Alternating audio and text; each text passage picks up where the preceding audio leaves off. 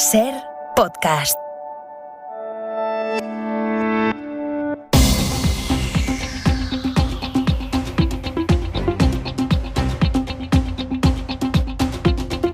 ¿Qué tal? Muy buenos días. Bienvenidos al Día de la Libertad. Bueno, en Madrid eso se celebra cada día, pero eso es lo que hoy están celebrando los británicos. Este lunes en el Reino Unido ser libre significa poder ir a una discoteca, poder entrar en el interior de un bar sin mascarilla. Desde esta medianoche ya no hay restricciones contra la pandemia en ese país. Así que este lunes los británicos tienen por delante el Día de la Libertad. Es el término que empleó y que sigue utilizando el primer ministro Boris Johnson. Johnson, que ha intentado hasta el último minuto no cumplir con su propio protocolo, el que obliga, como aquí en España, a hacer cuarentena si has tenido contacto con un positivo. Johnson lo estuvo con su ministro de Salud, que hoy está contagiado, y entonces comenzó el lío. Primero dijo que no se iba a confinar, que no lo haría porque iba a participar en un estudio piloto que sustituye la cuarentena por pruebas diarias, pero claro, comenzaron las reacciones. La oposición dijo que no puede haber protocolos para unos y pruebas pilotos para otros. Se expandieron las críticas y finalmente Johnson reculó y desde ayer está confinado. Enrique García, buenos días. ¿Qué tal, Pedro? Buenos días. No es la única rectificación que ha hecho en las últimas horas el primer ministro británico. Que ha suavizado su discurso sobre cómo se debe afrontar esta nueva etapa sin restricciones. Ha pasado de llamar a este día a bombo y platillo como el Día de la Libertad a pedir precaución a los británicos. Please, be cautious and respect for other people and the risks that the disease continues. Please. Por favor, respeten y cumplan las precauciones, decía ayer. Desde hoy ya no es obligatorio usar mascarillas en espacios cerrados. En el Reino Unido vuelven a abrir las discotecas y los teatros y deja de haber límites de aforo. Miles de británicos han estrenado el fin de estas medidas en la calle con una cuenta atrás. Y las imágenes que nos deja la noche en Londres es la de cientos de jóvenes haciendo cola para entrar en discotecas. Y esto cuando el país lleva varios días superando los 55.000 contagios diarios y cuenta con un 68% de la población adulta inmunizada. Lo que no ha cambiado es la postura de Boris Johnson sobre la elección de la fecha. Sigue defendiendo que levantar hoy las restricciones es lo adecuado. Vamos a Londres, corresponsal Begoña Arce. Con 55.000 contagios diarios y en ascenso, este no es el Día de la Libertad que prometía celebrar Boris Johnson. El propio primer ministro está hoy encerrado en la residencia de Chequers después de haber entrado en contacto con el titular de Sanidad, Sajid Javid, que ha dado positivo. Johnson defendió de nuevo ayer la supresión de restricciones en Inglaterra a pesar del criterio en contra de numerosos científicos y sanitarios. 1.200 de ellos lo calificaron de experimento peligroso en un comunicado.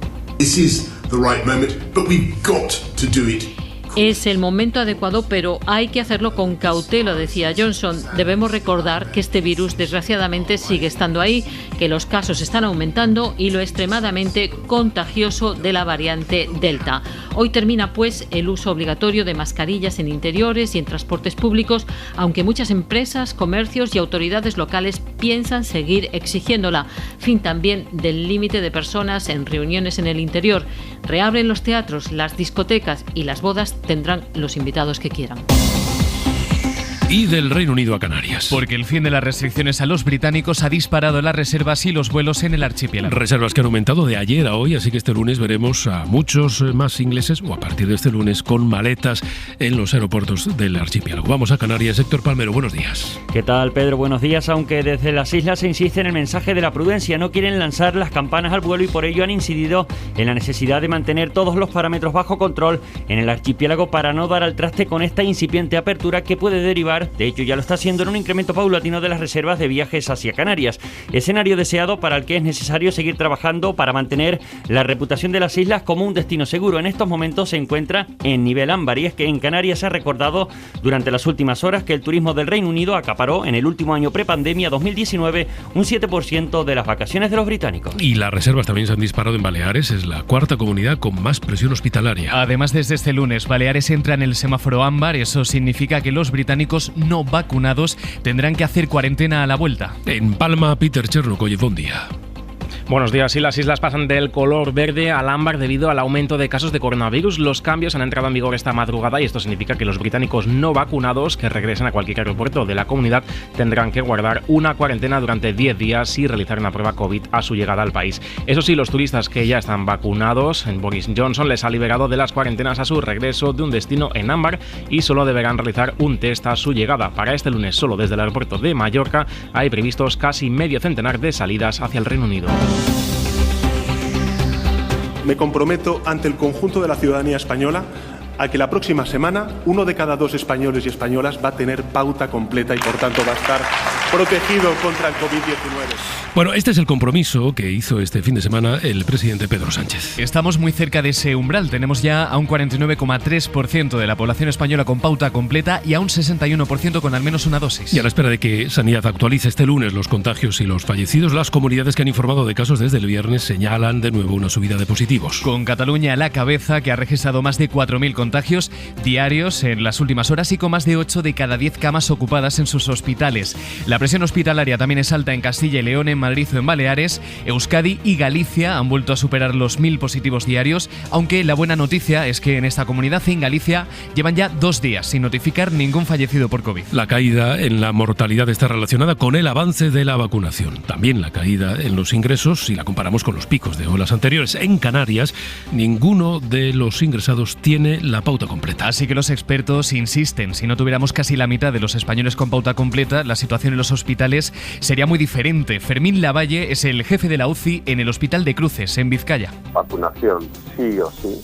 Vacunados, por favor, todo el mundo. No tenemos ningún paciente de los ingresados en este momento en intensivos sin cruces que esté vacunado, que son todos o no vacunados o sin la vacunación completa. Con lo cual, animo a todo el mundo a que se vacune. Es una petición que lleva semanas haciendo el gobierno de Francia y que finalmente va a hacer obligatoria la vacunación a sanitarios y a trabajadores de residencias. Una medida que ha provocado la manifestación de miles de personas este fin de semana en París.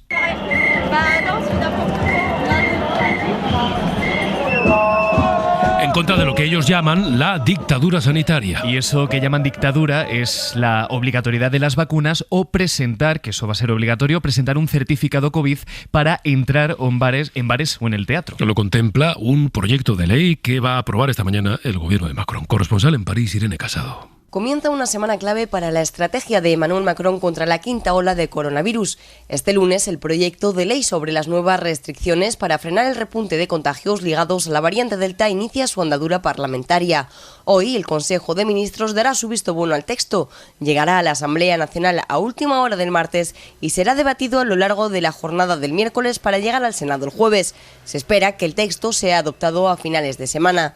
La vacunación obligatoria de todo el personal, médico o no, de centros hospitalarios y residencias geriátricas y de todos aquellos que trabajen en contacto con personas frágiles es una de las medidas incluidas en este texto, así como la extensión del pase sanitario, es decir, un certificado de vacunación o una prueba COVID negativa que se exigirá para entrar en cafés, bares y restaurantes desde principios de agosto. También en Portugal ha habido protestas en las últimas horas, en este caso contra el toque de queda y el teletrabajo obligatorio. El gobierno luso prevé mantener las restricciones en Lisboa y en su área metropolitana. El país ha vuelto a cifras de contagios que no veíamos desde primavera. Corresponsal en Lisboa, Lucas Font. Portugal ha superado en las últimas horas la barrera de los 800 hospitalizados, algo que no ocurría desde el pasado 18 de marzo. También marca una línea creciente el número de contagios diarios, especialmente en el norte, donde ya se está notando la llegada de la variante Delta. El gobierno prevé mantener las restricciones en 90 municipios que afectan a más de 6,5 millones de personas, aunque en las últimas horas centenares de personas han salido a las calles de Lisboa y Oporto para protestar contra el teletrabajo obligatorio, el toque de queda y las limitaciones a los horarios de los comercios y de la hostelería. Unas restricciones que incluyen además la obligación de presentar un certificado de vacunación o una prueba negativa para entrar en los alojamientos turísticos y también en el interior de los restaurantes los fines de semana. El gobierno insiste en que las medidas son necesarias, aunque el objetivo es seguir acelerando el plan de vacunación. Por ahora, más de un 60% de la población ha recibido la primera dosis de la vacuna y un 40% ya tiene la pauta completa. En En Italia, la estrategia del gobierno pasa porque casi todo siga igual, porque de momento no decaen las principales restricciones. Los hospitales allí no están tensionados, a pesar de que siguen creciendo los contagios en todo el país. Sin embargo, el gobierno italiano contempla la posibilidad de reabrir el ocio nocturno o de permitir las concentraciones multitudinarias solo para aquellos que presenten un certificado de vacunación. Corresponsal en Roma, Joan Solés. Son 6.248 los nuevos contagios y 16 los fallecidos con COVID este pasado fin de semana en Italia, y aunque supone un aumento gradual de afectados, en las unidades de cuidados intensivos están ingresados 156 enfermos graves, con lo cual el sistema sanitario público no está bajo tensión como en meses anteriores cuando registraba miles de enfermos de coronavirus. Italia, de 65 millones de habitantes, ha superado los 61 millones de vacunas inyectadas, casi la mitad como segunda dosis. No hay restricciones, pero las discotecas, las fiestas, los conciertos y las concentraciones multitudinarias siguen prohibidas, si bien mañana el Consejo de Ministros podría autorizar su reapertura de acceso únicamente para quienes presenten un certificado de doble vacunación o de haber superado la enfermedad. La ministra de Industria, Reyes Maroto, viaja a Estados Unidos para reunirse, entre otras cosas, en la agenda, con los responsables de la planta de Alcoa, que está amenazada de cierre. Alcoa aprobó a finales de mayo un ERE para despedir a 534 trabajadores de la planta de Galicia, pero ese ERE está a la espera de una resolución judicial firme. Y esto complica la salida del conflicto. Alcoa no quiere vender la planta a empresas privadas y el gobierno de España no puede comprar porque eso equivaldría a un rescate con dinero público. Así que de momento, y a falta de la reunión de la ministra, la situación está bloqueada. ¿Qué sensación entre los trabajadores de la planta? ¿Qué sensación hay? ¿Qué esperan de la reunión de la ministra? Galicia, Sara Dorado, Bodía. Hola, buenos días. Pues para los trabajadores es un día clave dentro de este largo proceso. La ministra Maroto cruza el charco para buscar una solución que mantenga los puestos de trabajo y la capacidad productora de la planta, y para ello hay que trabajar en desbloquear la venta de la factoría. José Antonio Zan es presidente del comité de empresa. Que se debería de intentar llegar a un acuerdo común por todas partes, incluido Alcoa, para desbloquear la situación y de una vez por todas poder tener una venta factible, real y clara y corta en el espacio de tiempo, ya que no estamos para estar esperando hasta diciembre, que sería cuando tendríamos el juicio en el Supremo por el ERE. Ahora mismo habría hasta 5 empresas que ya han mostrado su interés en hacerse con la factoría y 2 de ellas podrían hacerse cargo de manera inmediata, según informaban del comité esta misma semana. En la crónica de tribunales esta mañana declaran la exgerente y el tesorero de Podemos por el caso Niñera. Ambos están imputados por un delito de administración desleal. Miguel Ángel Campos.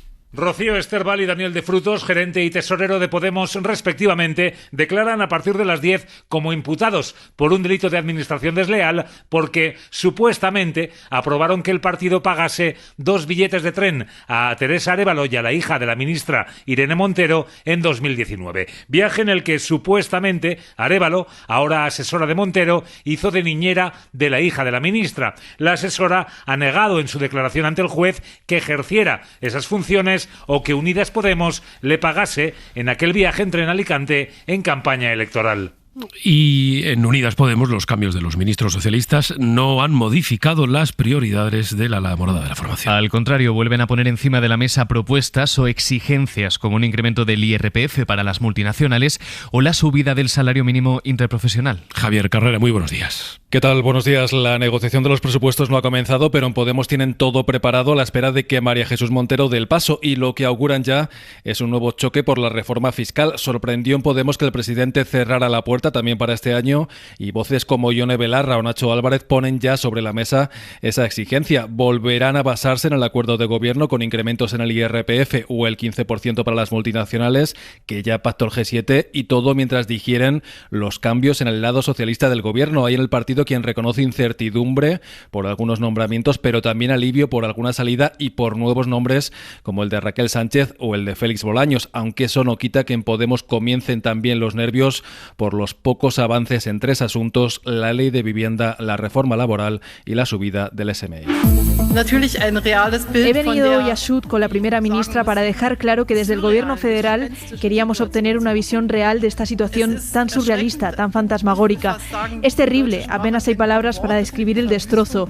Lo que he podido ver, y es algo que me tranquiliza, es cómo las personas se ayudan, la solidaridad que se vive. Es Angela Merkel, que ayer visitó Renania-Palatinado, es el el Länder más afectado por las inundaciones que dejan en el corazón de Europa más de 180 fallecidos, la mayoría en Alemania, donde continúa la búsqueda de los desaparecidos. Merkel ha defendido un impulso de las políticas del cambio climático y su ministro de Finanzas ha anunciado un paquete de 300 millones de euros para reconstruir las zonas devastadas. Allí las aguas están empezando a descender y dejan una imagen titánica con calles devastadas, casas destruidas.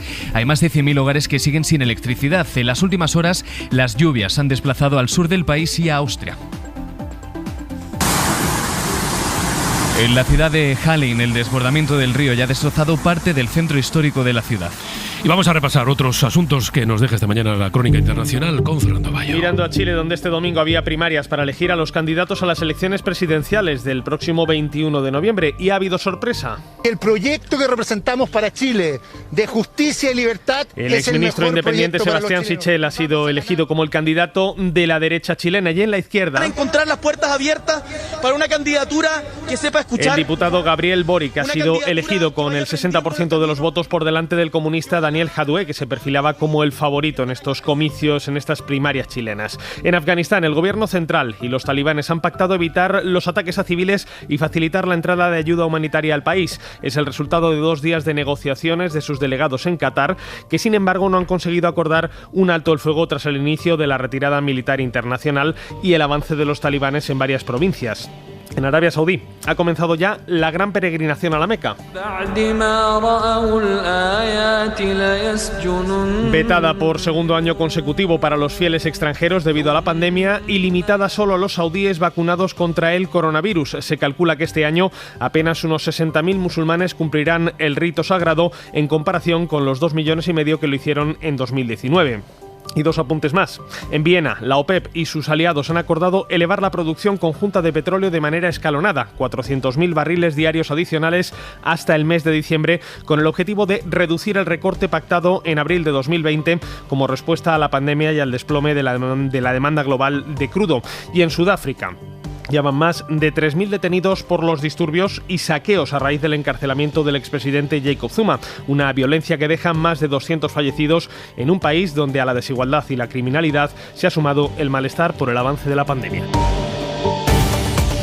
Este viernes se inauguran los Juegos Olímpicos en Japón, los Juegos que no pudieron celebrarse el año pasado por la pandemia y que a 5 días de que comiencen siguen despertando muchos recelos entre la población del país por la alta incidencia del virus. En Tokio han alcanzado este fin de semana su mayor número de contagios desde comienzos del año y llevan 5 días sumando más de 1.000 contagios. Pocos son los que ponen la mano en el fuego por la seguridad de la competición.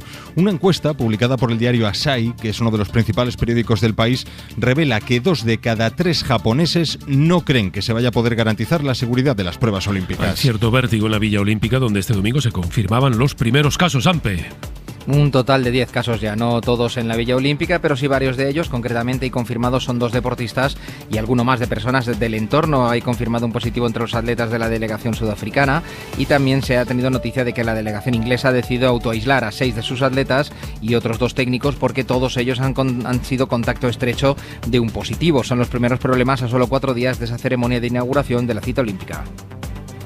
Y España afronta otra semana de calor, con un nuevo pico en las temperaturas que se va a alcanzar entre el miércoles y el jueves. Se incrementan los incendios. El que más nos preocupa esta mañana es el que afecta a Montellerga, en La Rioja, que ha requerido la intervención de la Unidad Militar de Emergencias. Última hora con Concha Bezares. A esta hora sigue activo el incendio que comenzó en la tarde de ayer en la zona del Montellerga, en La Rioja Baja, y que ya ha calcinado más de 200 hectáreas. De momento, las llamas no han afectado a núcleos de población y a esta hora ya se han incorporado a las tareas de extinción los medios aéreos de La Rioja y del Ministerio, que junto a retenes terrestres y los 100 efectivos de la Unidad Militar de Emergencias tratan de controlar las llamas. Es lunes, es 19 de julio.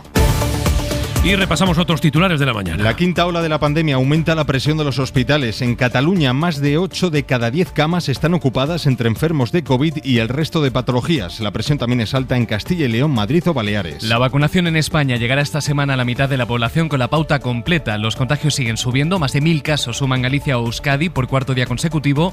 El Ministerio de Sanidad actualizará esta tarde los datos de contagios de este fin de semana en nuestro país. Hoy es el Freedom Day en Inglaterra, el día en el que decaen las restricciones frente a la COVID COVID, incluida la mascarilla, o la obligación de guardar cuarentena para los vacunados que vuelvan a casa desde las zonas sensibles, como España.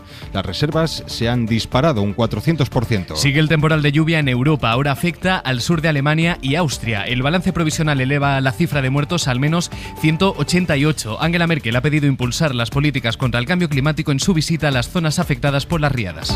7:33, 6:33 en Canarias. Hoy hacemos madrugar a Teodoro León Gros. Teo, muy buenos días. ¿Qué tal? Buenos días. Bueno, entre el Día de la Libertad en el Reino Unido, ese hito que alcanzaremos esta semana de 25 millones de españoles vacunados con la segunda dosis, los registros de contagios que siguen siendo altos en muchas comunidades autónomas y el aumento de hospitalizaciones en algunas de ellas, la pandemia, Teo, sigue siendo un argumento central de la crónica de esta mañana. El argumento, no solo central, sino el argumento en mayúsculas. Sí, es verdad que la política y la vida cotidiana nos deparan otros argumentos, pero todos giran en torno a la pandemia y a la seguridad. Resulta particularmente ofensivo esa denominación de Día de la Libertad, ¿no? Que evoca aquello que decía Madame de Roland, de libertad, cuántos crímenes se cometen en tu nombre. Con la libertad hemos tenido en España muchos dimes y diretes a cuenta de la estrategia de Díaz Ayuso en la pandemia. Me parece que en este momento no es la libertad el concepto que debería predominar, sino el de la prudencia, el de la cautela. Supongo que, Teo, también habrá que recomendar, estoy pensando en el gobierno español, que evite la tentación de caer en este tipo de etiquetas, y mira que algunas hemos vivido últimamente, en el momento en el que se anuncie, que se tendrá que anunciar en algún momento en este país, que se vuelve a la normalidad absoluta.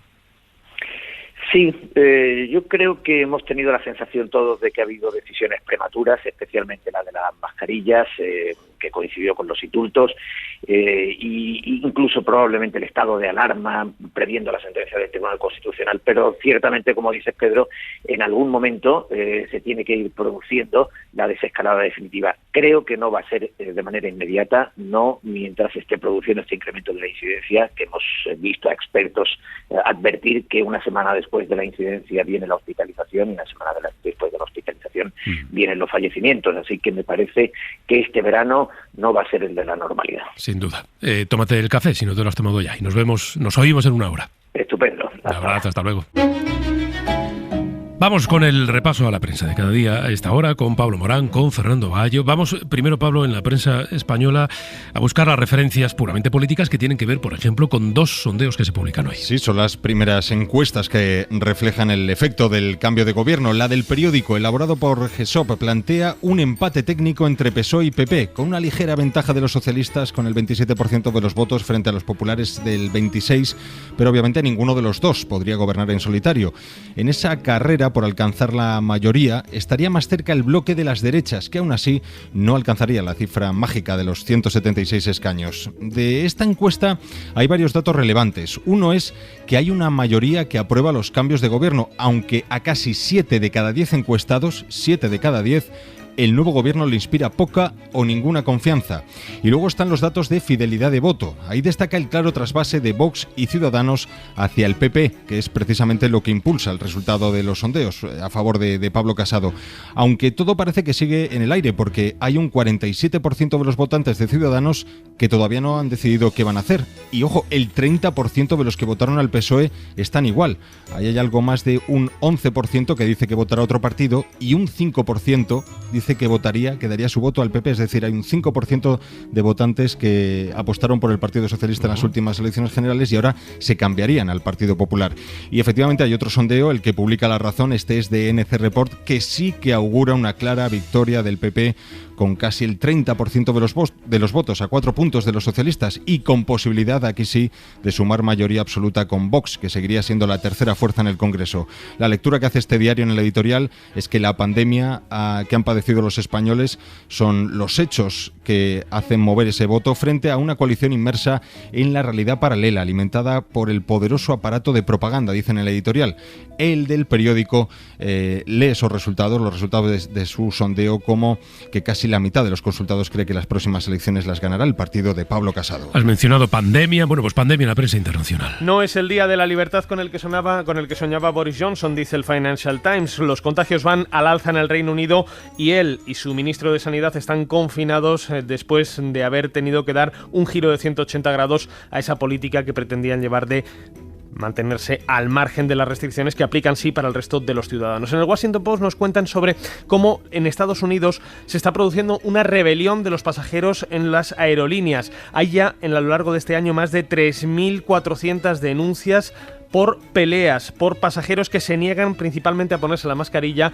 Sobre todo están agitados por el consumo excesivo de alcohol, pero muchos, como decimos, se niegan a cumplir los requisitos que se les aplican al resto de pasajeros. Y en el New York Times hablan sobre cómo ya Estados Unidos efectivamente se ha quedado estancada en su ritmo de vacunación. Iba disparada al comienzo de la pandemia, o más bien al comienzo del proceso de vacunación, pero hasta Canadá, que había tenido problemas significativos para vacunar a gran parte de la población, ha superado ya a su vecina del sur. Así que ojo, porque Estados Unidos sigue siendo el país con mayor número de afectados por la pandemia y se está quedando atrás en ese ritmo de vacunación. Y en el Guardian, más referencias a esa investigación que están llevando a cabo y que están publicando sobre el espionaje en teléfonos móviles. La operación Pegaso se llama, es el nombre del software israelí Pegaso que usaban una decena de gobiernos, al menos una decena, para infectar los teléfonos móviles de opositores, empresarios, periodistas, activistas, al menos 50.000 personas a las que los líderes de países como Marruecos, Kazajistán, México o Ruanda espiaron.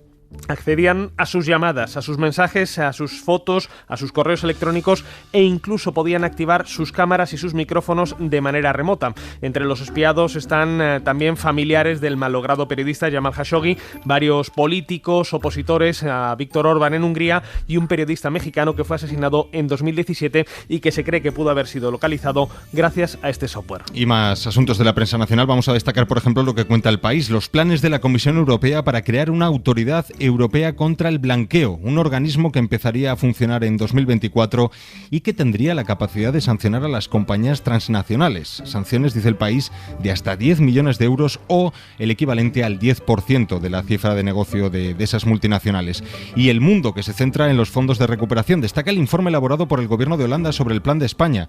Exige supeditar los fondos que recibirá nuestro país a que el gobierno cumpla las reformas pendientes. Esto es algo que ya estaba previsto, pero El Mundo lo lleva a su portada, abriendo su edición de hoy, y también a su editorial. Dice: el gobierno no puede ignorar las reformas que le exige Bruselas.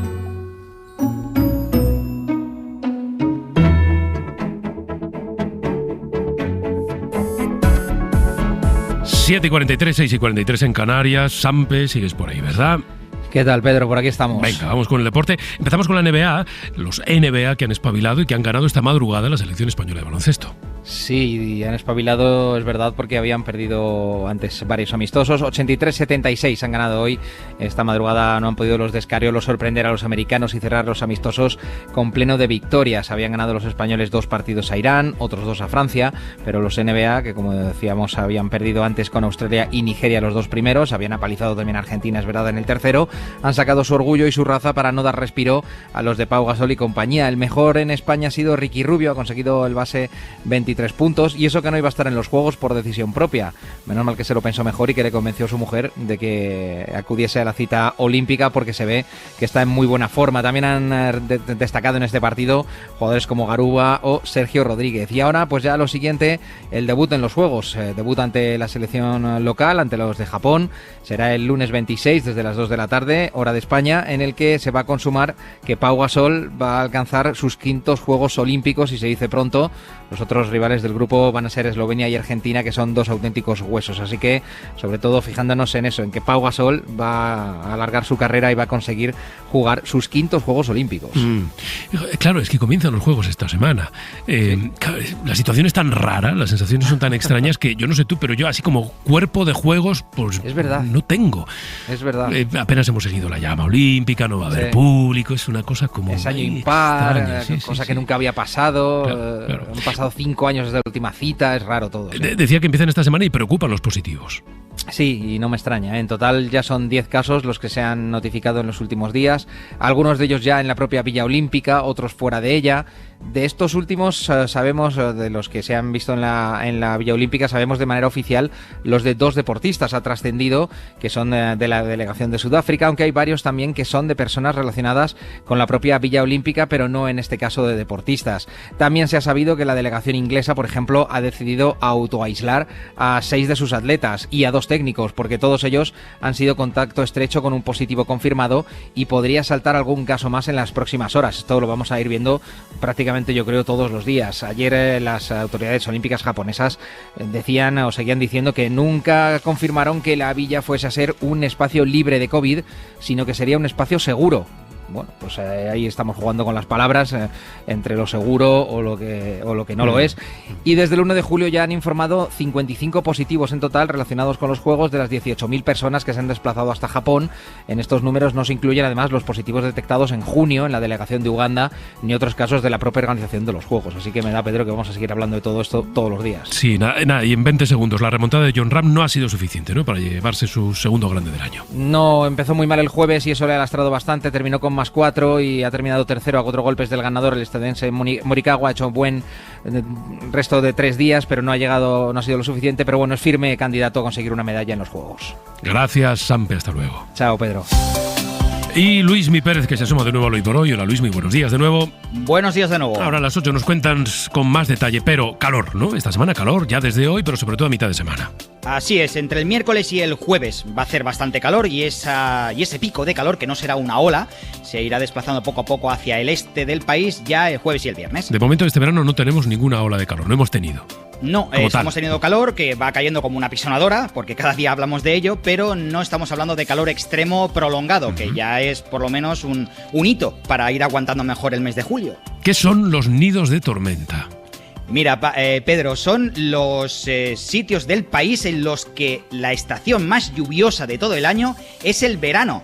En casi toda España, en la península y los 2 archipiélagos, el verano es la estación más seca y más calurosa, pero hay 2 rinconcitos que están en la Ibérica de Teruel, sobre todo en el Maestrazgo, en la Sierra de Albarracín y en Gúdar-Jabalambre, y en el Pirineo de Cataluña, sobre todo en la comarca del Bergadá, del Ripollès y de la Garrocha, en los que llueve casi cada tarde. Eso está producido porque por la orografía que tienen, por las montañas que hay y las brisas que soplan por sus ríos, se dan condiciones para que se junten esas brisas, y donde el aire se junta, lo que se llama convergencia, Pedro, hay formación de nubes y de tormentas. Por tanto, allí cada día casi habrá tamborradas.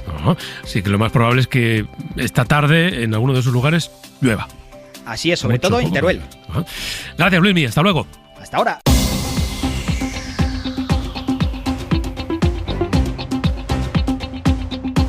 El verano va avanzando. Estamos consumiendo ya el mes de julio. El nuevo gobierno ha hecho ya la mudanza a los despachos. Algunos ministros tienen la agenda completa. Feijóo ha solventado el trámite, nada más que un trámite de su reelección. Ciudadanos ha vuelto a discutir qué es, o mejor dicho, qué quiere que la gente crea que es, porque si uno pone las etiquetas de un lado y algunos hechos del otro, hay una discrepancia grave. Volvemos a interesarnos por el cambio climático entre escenas de destrucción, y la pandemia nos sigue golpeando en esta quinta ola, y así vamos poco a poco viendo pasar el verano. Por cierto, ya saben que hay cierta tendencia al cenicismo en este país, entre la complacencia acrítica y el pesimismo estructural. Seguro que existe un espacio para relacionarse con la realidad de una forma menos prejuiciosa. A veces basta simplemente con observarla durante un tiempo prudencial, antes de llegar a ninguna conclusión. Esta semana, en España, habrá 25 millones de personas vacunadas con la pauta completa. Se está cumpliendo, por tanto, el calendario que fijó el gobierno hace algunos meses y del que se dudó. En algunos casos incluso se dudó con una intensidad sectaria, como si algunos desearan íntimamente que no se cumplieran los hitos de vacunación con todo lo que estaba en juego.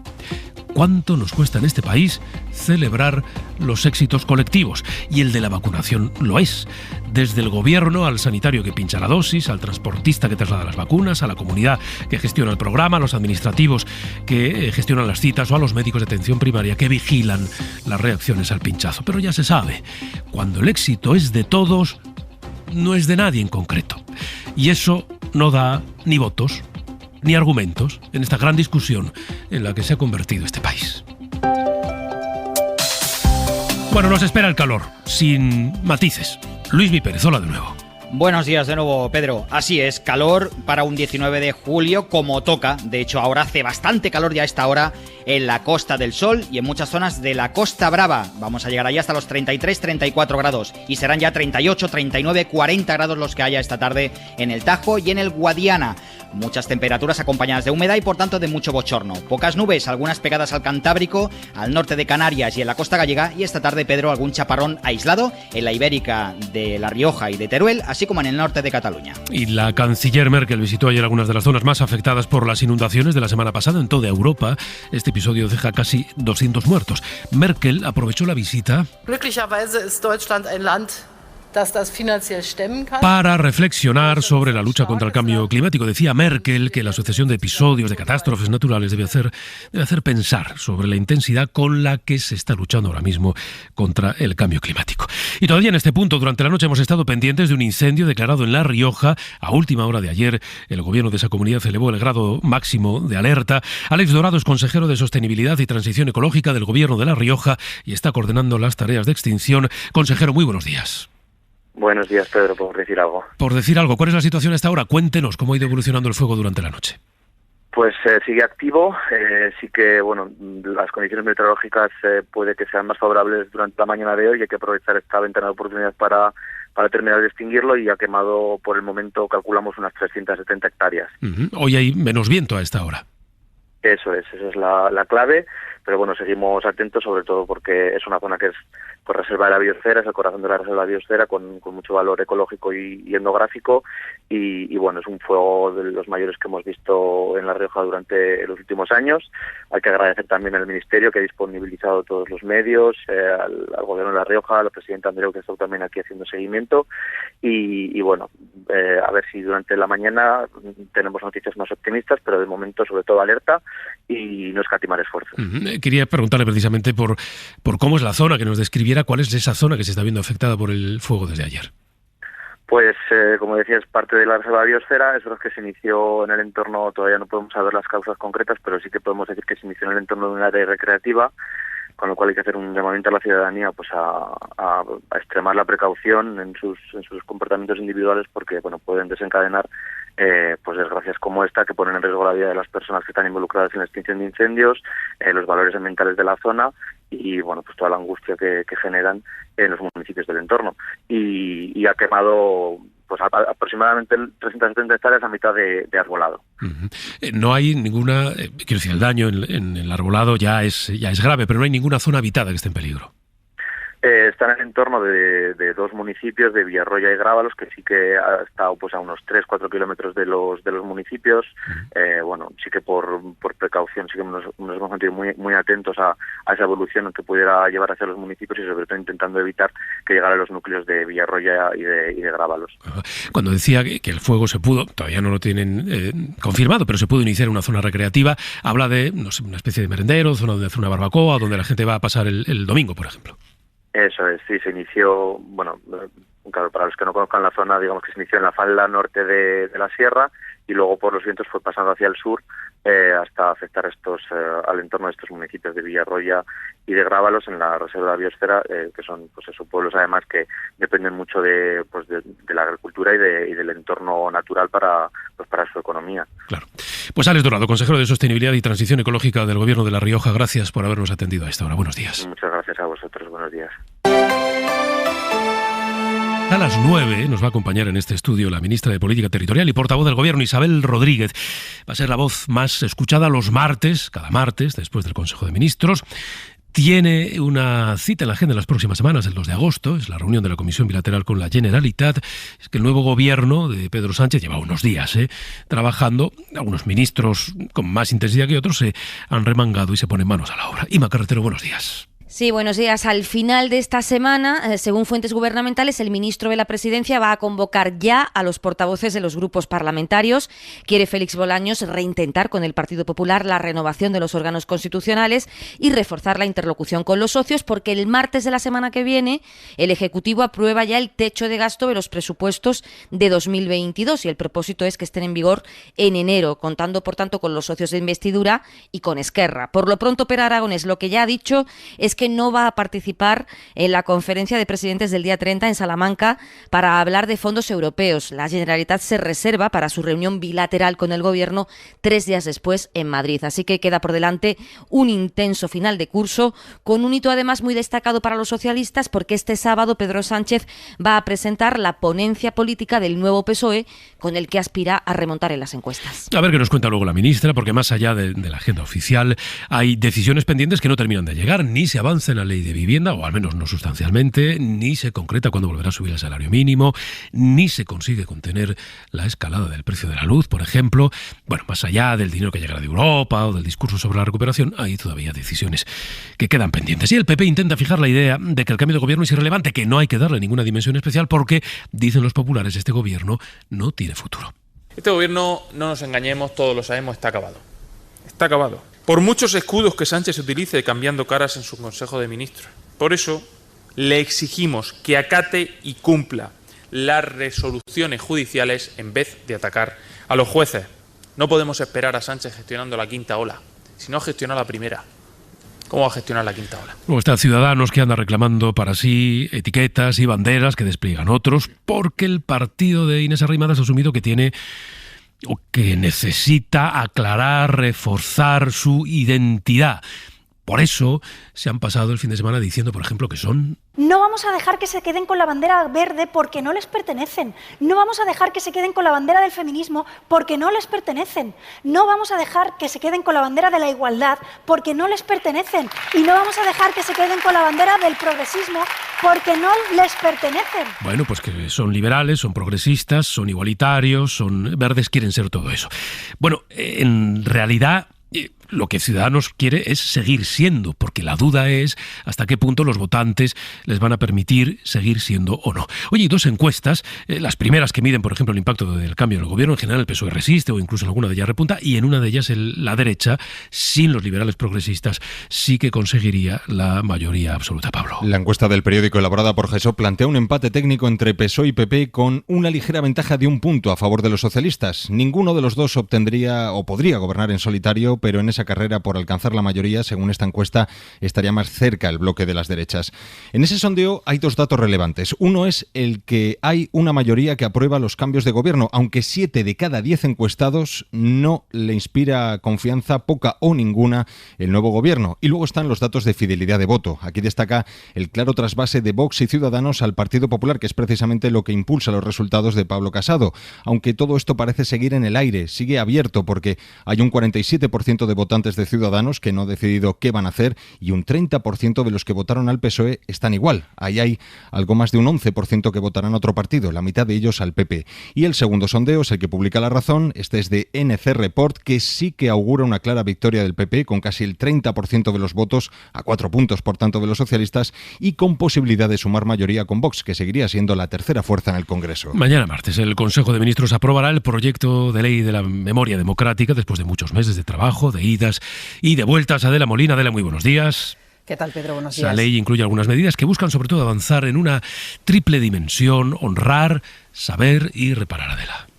Sí, la nueva ley incluye medidas de reconocimiento y reparación para las víctimas de la guerra civil y del franquismo. Entre sus puntos destacados está la creación de 2 días oficiales para la memoria, el 31 de octubre de recuerdo y homenaje para todas las víctimas y el 5 de mayo para las del exilio. La nueva norma, que va a sustituir a la actual de 2007, pretende también actualizar los contenidos educativos sobre la guerra y la represión franquista en secundaria, bachillerato y formación profesional. Ya en 2014 la ONU llamó la atención a España sobre el contenido de algunos libros de texto en los que se presentaba la guerra civil en términos genéricos y con una responsabilidad simétrica de los dos bandos. Además, con la nueva ley se quiere también facilitar el acceso a los archivos históricos desde 1936 al 78, con la creación, por ejemplo, de un censo de fondos y la declaración de lugar de memoria del Centro Documental de Memoria Democrática, que tiene sede en Salamanca. Gracias, Adela. Hasta luego.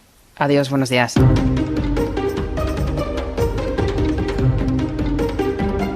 En la cadena SER, Hoy por Hoy, con Pedro Blanco. Please, be cautious. Go forward Please, please, please, decía ayer, por favor, sed cuidadosos, es lo que pedía el primer ministro Boris Johnson unas horas antes de que su país recupere la normalidad absoluta. La vida ya no va a estar regulada por la amenaza del coronavirus.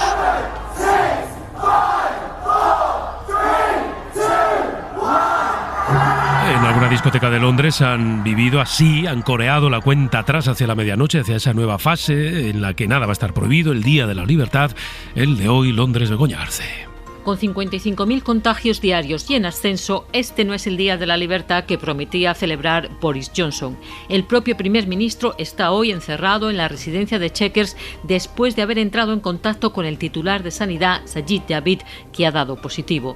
Johnson defendió de nuevo ayer la supresión de restricciones en Inglaterra a pesar del criterio en contra de numerosos científicos y sanitarios. 1.200 de ellos lo calificaron de experimento peligroso en un comunicado.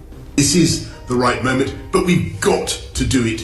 Es el momento adecuado, pero hay que hacerlo con cautela, decía Johnson. Debemos recordar que este virus, desgraciadamente, sigue estando ahí, que los casos están aumentando y lo extremadamente contagioso de la variante Delta. Hoy termina, pues, el uso obligatorio de mascarillas en interiores y en transportes públicos, aunque muchas empresas, comercios y autoridades locales piensan seguir exigiéndola. Fin también del límite de personas en reuniones en el interior.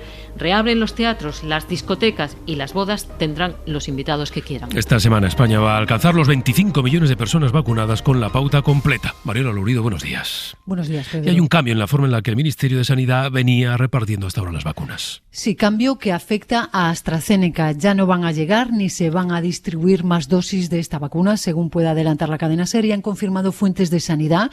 Las comunidades autónomas tienen inyecciones suficientes para inmunizar a las personas que faltan del tramo de 60 a 69 años, el único al que se le administra AstraZeneca. En el caso de que necesitaran alguna más para finalizar este grupo, el Ministerio las pediría y se les suministraría. Entre los sexagenarios quedan pendientes de recibir la pauta completa más de 1 millón de personas. La última llegada y reparto de AstraZeneca fue hace más de 15 días. En España hay casi 4 millones de inmunizados con AstraZeneca. Se han recibido 10 millones de dosis de esta marca, pero dentro de la compra comunitaria, España adquirió en un principio 31 millones. Las que sobran se van a donar a otros países a través del mecanismo COVAX. Gracias, Mariola. Hasta luego. Hasta ahora. El fin de semana deja una mezcla de picos en contagios con cierta tendencia a la baja en algunas comunidades. Lo que ya es un hecho es que esta quinta ola, explosiva en algunos sitios, se deja sentir en los hospitales, sin llegar ni mucho menos a situaciones comprometidas, pero lo cierto es que se nota un repunte en los ingresados. Elena Castro. En Cataluña, la ocupación de las UCIs por pacientes COVID supera con creces la media nacional, está en el 26%. Otros 4 territorios están al 10% de ocupación. Por ejemplo, en Castilla y León preocupa la presión hospitalaria porque en una semana se ha duplicado.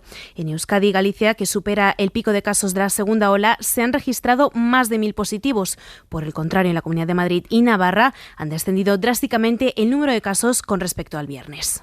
Y en Cataluña, que es la comunidad en la que la situación es más comprometida, a partir de las 8:30 vamos a conversar con el consejero de Salud de la Generalitat, con Josep María Argimon, después del primer fin de semana con toque de queda. Barcelona, Sergi López, buen día. Buen día, un toque de queda que se ha respetado, aunque las policías locales y los Mossos tuvieron que intervenir para que se dispersaran los más rezagados. Empezamos la semana al límite de los ingresos en las unidades de cuidados intensivos catalanas, con 297 ingresados. La Generalitat considera que a partir de 300 ya afecta a otras actividades hospitalarias y el número total de ingresados supera los 1.500, de manera que los hospitales ya se preparan para ampliar capacidad y ven posible que acabe afectando al descanso del personal sanitario ya muy agotado.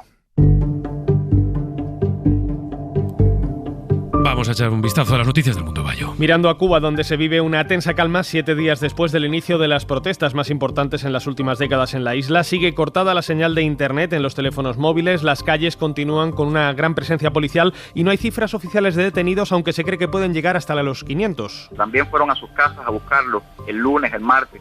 Aparecieron en sus Junior casas. García es un artista cubano. El domingo pasado participó en una de las protestas y estuvo detenido 24 horas. Ahora está bajo arresto domiciliario. Y en Sudáfrica ya van más de 200 fallecidos y 3.000 detenidos por los disturbios y saqueos a raíz del encarcelamiento del expresidente Jacob Zuma. El actual mandatario, Cyril Ramaphosa, reconocía este fin de semana que la violencia les ha pillado desprevenidos y ha agradecido a quienes aprovecharon el día de recuerdo a Nelson Mandela para ayudar a recoger las calles.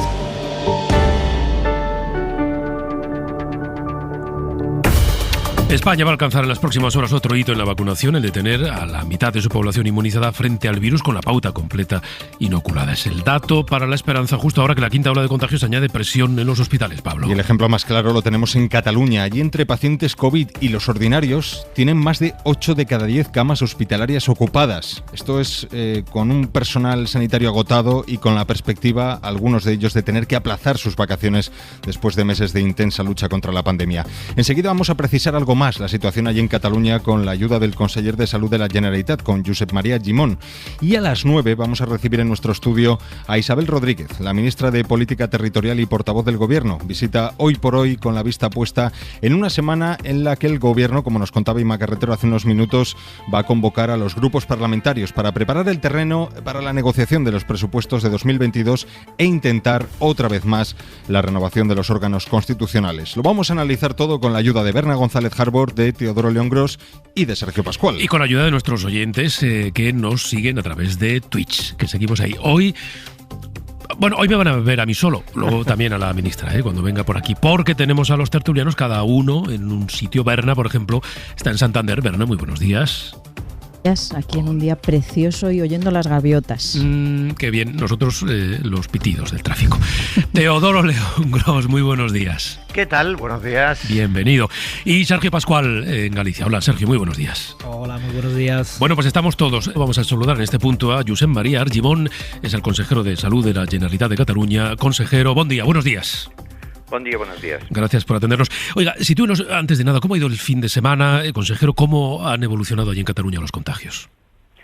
Bien, la evolución en el fin de semana en principio es de un ligero descenso en todas las edades, pero principalmente en las edades más jóvenes. Esto es una buena noticia, es una tendencia que ya venía produciéndose, la del descenso en las edades más jóvenes desde el inicio de la semana y que en fin de semana pues se consolida. Siempre y cuando el fin de semana siempre son datos que hay que tomar muy cautelosamente, porque el fin de semana son días raros. Claro. ¿Y esto por qué ocurre? Porque, en fin, ese grupo de población sigue siendo el que ha recibido menos vacunas. ¿Está reduciéndose la interacción entre ellos? Bien, en principio, el por qué hay tanto incremento de casos entre la gente joven es por lo que usted ha comentado, por la interacción. Es una interacción social que además es algo distinta seguramente a la que hacemos las personas más adultas. Cuando digo distinta quiero decir mucho más numerosa, con muchos más grupos, es decir, hay mucho más intercambio. Y desde este punto de vista, ciertamente el confinamiento nocturno de unas 6 de la madrugada puede ayudar a reducir estos contactos, aunque también es cierto que pueden continuar en el entorno más privado. Eso nadie se engaña. ¿Cuánto tiempo se dan para comprobar si el toque de queda, usted lo ha mencionado, es todo lo efectivo que ustedes desean? No, el toque de queda, primero vamos a poder ver algún fruto dentro de una semana, pero lógicamente para poder bajar esta incidencia vamos a necesitar más de una semana, y de 2 y de 3. ¿Habrá que ampliar, o cree usted que habrá que ampliar la lista de municipios afectados por el toque de queda? Yo pienso que no, es una lista amplia, no tanto la lista, el número de listas, sino los requisitos que nosotros pusimos, que son requisitos bastante estrictos. Era concretamente, primero, en municipios de 5.000 o más habitantes, los de 5.000 o menos, realmente, que es lo mismo que en el País Valencià, lo mismo, es decir, hay pequeños incrementos y decrementos hacen fluctuar mucho la incidencia y esto crearía confusión. Y entre los de 5.000 o más habitantes hemos puesto una incidencia acumulada de 400 a los 7 días, que para que ustedes se hagan una idea, en el documento de alertas y niveles de riesgo del Ministerio, este riesgo alto o muy alto es de 125 casos por 100.000 habitantes y lo hemos puesto en 400 por 100.000 habitantes. Y además, prácticamente, incluye casi el 80% de la población. Claro, sí, es prácticamente todo el territorio y prácticamente toda la población. Pero en todo caso, supongo, claro, que en los planes de su consejería siempre hay un plan B o medidas en la recámara por si las que se van adoptando no terminan de funcionar. Bien, en estos momentos lo que a nosotros más nos preocupa claramente es la repercusión asistencial que está teniendo y que puede tener en los próximos días todo este elevado índice de contagios.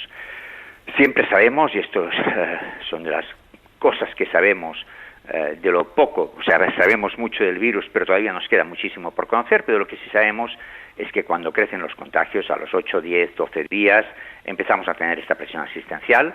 Previamente la tenemos en atención primaria, claramente, pero a los 8, 10, 12 días la tenemos en el ámbito hospitalario. Aquí, claramente, cuando hablamos del ámbito hospitalario, el porcentaje de ingresos o de personas contagiadas que ingresan es muy menor a las otras, en las otras olas. En las otras olas estábamos ingresando al 4 o 5% de las personas que se contagiaban, actualmente solo de un 1%, eso se debe a que se contagia sobre todo gente más joven, pero un 1% de mucho o de mucha gente es muchísima gente, y por tanto un 1%, por decir algo, de 1000, estamos hablando, un 1% de 100, perdón, es una persona. Si hablamos de un 1% de 1000, son 10 personas. Por tanto, en este sentido, lo que estamos ahora ya notando es un incremento claramente de ingresos convencionales y que empezamos a tener ya, digamos, las UCIs hoy vamos a dar 300 enfermos, 307 enfermos ya ingresados en la UCI, que es un 30% de nuestra capacidad. Ajá. ¿Cuál es el perfil de los nuevos ingresados, tanto en UCI como en planta? Estamos recibiendo datos de diferentes comunidades autónomas. Sí. Se insiste que hay población joven, que es la no vacunada. En el caso de Cataluña, ¿cuál es el perfil? Mire, en cuanto a las personas en UCI, las edades oscilaban entre 63 y 62 años, la edad media de UCI en las anteriores olas. Actualmente eso ha bajado en 12-13 años, estamos en 50 pacientes.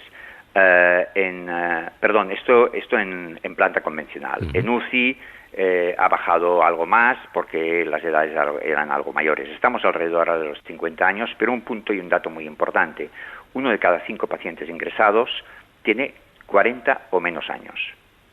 Y eso no lo habíamos tenido nunca en ninguna de las otras olas, y lo mismo está sucediendo, esto en UCI hablo, uh-huh. Y lo mismo está sucediendo en la planta, que una de cada tres personas tiene 40 o menos años. Este es un punto importante. Yo creo que es también entre la gente más joven esta sensación de que a mí no me va a tocar, ¿no? Esta sensación que la tenemos cuando todos éramos jóvenes, la teníamos, y no solo para una enfermedad concreta, sino en general, ¿no? Y esta sensación de que esto no me va a tocar, creo que es una sensación que debemos también luchar un poco contra ella. Le pregunto por lo que está ocurriendo en las UCIs. En algunos hospitales se ha contado estos últimos días que todos los pacientes ingresados en unidades de cuidados intensivos o no estaban vacunados o no tenían la pauta completa de vacunación. ¿En Cataluña ocurre también? Sí, mayoritariamente son personas no vacunadas o que no tienen la pauta de vacuna completa. Pero aquí hay que hacer una reflexión muy importante. La primera, la vacuna es importantísima porque precisamente yo creo que esta sensación de que estábamos ya viendo el final del túnel claramente, esta sensación del mes de junio que teníamos todos, se debe principalmente a la eficacia, a la efectividad de las vacunas. Pero hay que recordar una cosa. Nosotros, por ejemplo, y se lo diré con datos de Cataluña, en estos momentos tenemos 4 millones de personas, que es el 52% aproximadamente, de personas con pauta completa. Alrededor es más o menos el mismo porcentaje en toda España. Mire, de estas 4 millones de personas, unas 840.000, que están bien vacunadas, están a riesgo de de poder quedar infectadas por coronavirus, que mayoritariamente va a ser simplemente una enfermedad muy leve o incluso asintomática, con lo cual, si eres asintomático, tienes esta probabilidad de ir también contagiando a las personas con las que tú te relacionas. Por tanto, a veces tenemos esta imagen de decir, si estoy contagiado ya no me va a pasar nada.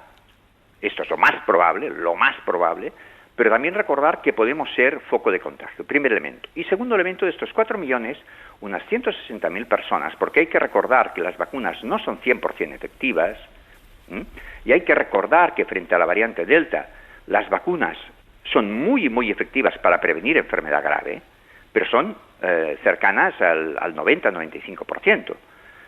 ¿Qué quiere decir esto? Pues que hay en estos momentos en Cataluña unas 160.000 personas que, todo y habiendo recibido la doble pauta de vacuna, podrían llegar a enfermar de manera grave.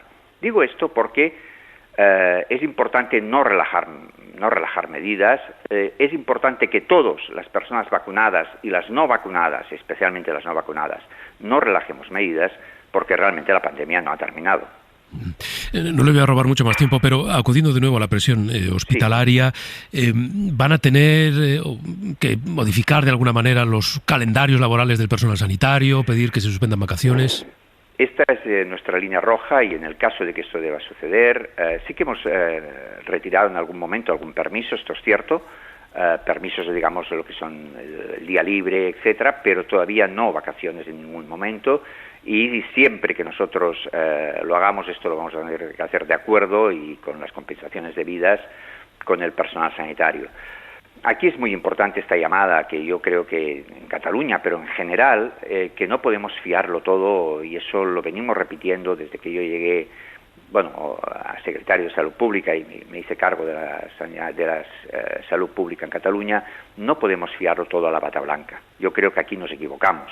Nosotros debemos fiarlo todo a la bata blanca una vez estamos contagiados, pero el evitar el contagio, y eso es muy importante, y como vamos a luchar contra esta enfermedad, es evitando el contagio. Esto está en nuestras manos, esto es clave. ¿Y cree usted que fue un error, por ejemplo, decretar el levantamiento del uso obligatorio de mascarilla en el espacio público, al aire libre? No, mire, le diré un sí y un no. Cuando digo que no, y lo digo aquí en primera persona porque, aunque yo era partidario y además cuando leí el decreto de mascarilla, pues prácticamente lo suscribía al 100%. Por tanto, sí que luego yo he hablado con la ministra desde un punto de vista no tanto de que el decreto esté bien o mal, como el hecho básicamente de recordarnos lo que nos hacía la pandemia, la mascarilla era recordarnos que estábamos en pandemia. Tal vez es una reflexión que sí que yo le he trasladado a la ministra, pero que no en ningún momento el hecho, por ejemplo, de ir sin mascarilla por la calle, solo o con tu burbuja, esto pueda tener un riesgo. No. También es verdad, y eso creo que todos lo podemos comprobar, es que a veces tú vas por la calle, ves a lo mejor 7 u 8 personas que no parecen que sean de la misma burbuja, sin mascarilla, y aquí es donde yo creo que realmente dijimos no mascarilla en algunos casos que son muy concretos, y a veces hemos pensado que es no mascarilla en el exterior. Y aquí hay que insistir en que es solo cuando tú vas solo o cuando estás con tu burbuja. Exacto. Una cosa más, consejero. Sí. ¿Ustedes tienen problemas de suministro de vacunas como para limitar las primeras dosis? Se lo pregunto porque en Madrid dicen que los tienen. No, yo creo que aquí hay que explicarlo todo muy bien, en el sentido de decir, mire, primero, la compra de vacunas es de la Unión Europea. Yo creo que esta ha sido una de las mejores estrategias, y eso lo hemos compartido con el Ministerio y con el anterior ministro, con el ministro Illa. Yo creo que esta de las cosas, que mejor se ha hecho, que haya sido la Unión Europea. Y aquí, la Unión Europea cuando compra, se distribuye por países en función del peso poblacional. Me explico. España, de todo lo que compra Europa, recibe un 10,5% y Cataluña recibe un 16% en un momento de lo que recibe España. En un momento alguien se hablaba si se podía corregir un poco por la demografía, es decir, si había población más envejecida, menos, pero yo creo que se decidió este criterio que es claro, transparente, y por eso, si usted se fija, prácticamente en todos los países europeos los niveles de porcentaje de población vacunada con una dosis o con 2 dosis es muy parecida. Sí que es cierto una cosa, hemos tenido, pero esto lo sabíamos, era una previsión que ya teníamos todos y todos los territorios lo tenían, y en esto el Ministerio ha sido muy claro. O sea, nosotros tuvimos 2 semanas, cuando digo nosotros, digo Europa, fenómenas, hablando en Cataluña concretamente, que son los datos que tengo más frescos en la cabeza, pues teníamos algo más de 700.000 vacunas, con lo cual pudimos poner 1 millón, casi 1,5 millones de dosis, ya fueran primeras o segundas, en prácticamente 2 semanas. Esto nos hizo dar un salto importantísimo, pero ya sabíamos que la semana pasada, o no, en Cataluña hablo, pero es proporcional en toda España y en toda Europa, no vamos a llegar a las 400.000. Y de estas, muchas, prácticamente más del 50%, son segundas dosis. Por lo tanto, te queda muy poca primera dosis, muy poca primera dosis para poder ofertar. Y entonces cuando tú lanzas lo que llamamos la oferta, es decir, abrimos la página web, claramente, muy rápidamente se termina esta oferta, porque hay poca en este sentido, pero esto es algo ya conocido y que va a suceder así la tercera y la cuarta semana de julio, que probablemente, aquí sí que decimos un probablemente porque dependerá de si se termina o no fructificando alguna compra de la Unión Europea, tendremos algo más en agosto, porque tendremos algo más de Moderna. Pero todo esto todavía está un poco, digamos, para comprobar. Pero la verdad es que todo el mundo tenemos la misma vacuna proporcionalmente a nuestra población. Pues Josep María Argimon, consejero de Salud de la Generalitat, gracias por habernos atendido. Buenos días. A ustedes por la llamada. Muchas gracias y que tengan un buen día. Igualmente. En el tiempo del abierto con Teodoro León Gros, Berna González Harbour y Sergio Pascual. Tenemos una primera ronda, 6 minutos por delante, hasta que volvamos a la desconexión. Y sí que quería coger a uno de los hilos que ha dejado el consejero catalán de Salud y que me parece que nos lleva a una reflexión que debemos repetir y que es muy oportuna. Él decía, de los 4 millones de catalanes vacunados, hay 840.000 dentro de ese margen de no cobertura de las vacunas, que pueden contagiarse y tener un proceso leve, incluso asintomático, ¿no? Pero hay 160.000 que pueden desarrollar un proceso con síntomas más graves y por lo tanto necesitar atención hospitalaria. Bueno, este es el mensaje que las autoridades repiten y que nosotros debemos ser permeables a él. Estar vacunado, incluso con la doble pauta, o sobre todo con la doble pauta, no nos convierte en invencibles. Es decir, hay que seguir manteniendo algunas de las medidas o todas las medidas de precaución posibles, porque el virus sigue siendo una amenaza, incluso, Berna, aunque tengamos la doble pauta de la vacuna. Sí, muy interesante lo que ha dicho sobre no fiarlo todo a la bata blanca, ¿no? Sí, está en nuestras manos evitar el contagio. Desde luego puede haber imponderables, pero realmente está en nuestras manos, está en las manos de los jóvenes, de los adultos, de los mayores, y se está percibiendo en los servicios médicos no solo una saturación laboral, profesional, comprensible, sino un hartazgo, una quemazón. Yo lo digo por datos y lo digo por conocidos que estoy segura de que todos tenemos.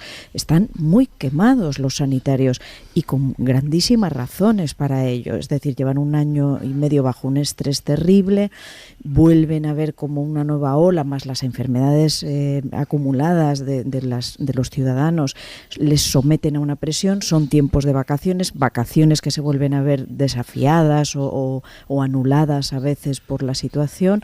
Hoy mismo leía como en el Zendal, por ejemplo, ya están volviendo a reclamar médicos que se habían vuelto a sus lugares de origen porque vuelve a crecer el número de ingresos por COVID.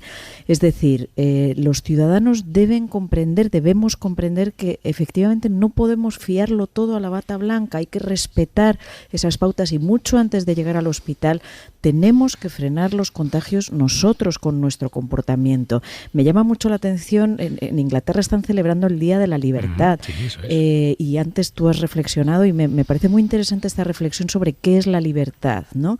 En Estados Unidos la libertad es llevar un arma, en Cuba es manifestarse, en Rusia es ser gay, y aquí en Europa la libertad es estar en un pub. Es muy penoso por nuestra parte, da una imagen de nuestras aspiraciones realmente muy pequeña, ¿no? Para lo que el reto que nos está suponiendo la pandemia. Sergio.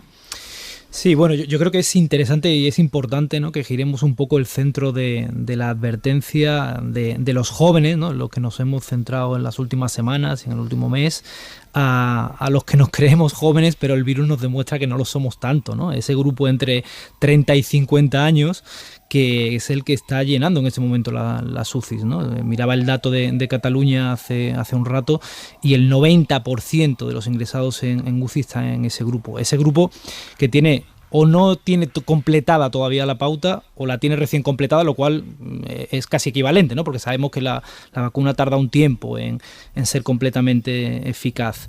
Y creo que es ese grupo el que en ese momento, bueno, pues debería doblar su atención. Porque, y aquí quisiera romper una pequeña o gran lanza, ¿no?, en favor de los jóvenes.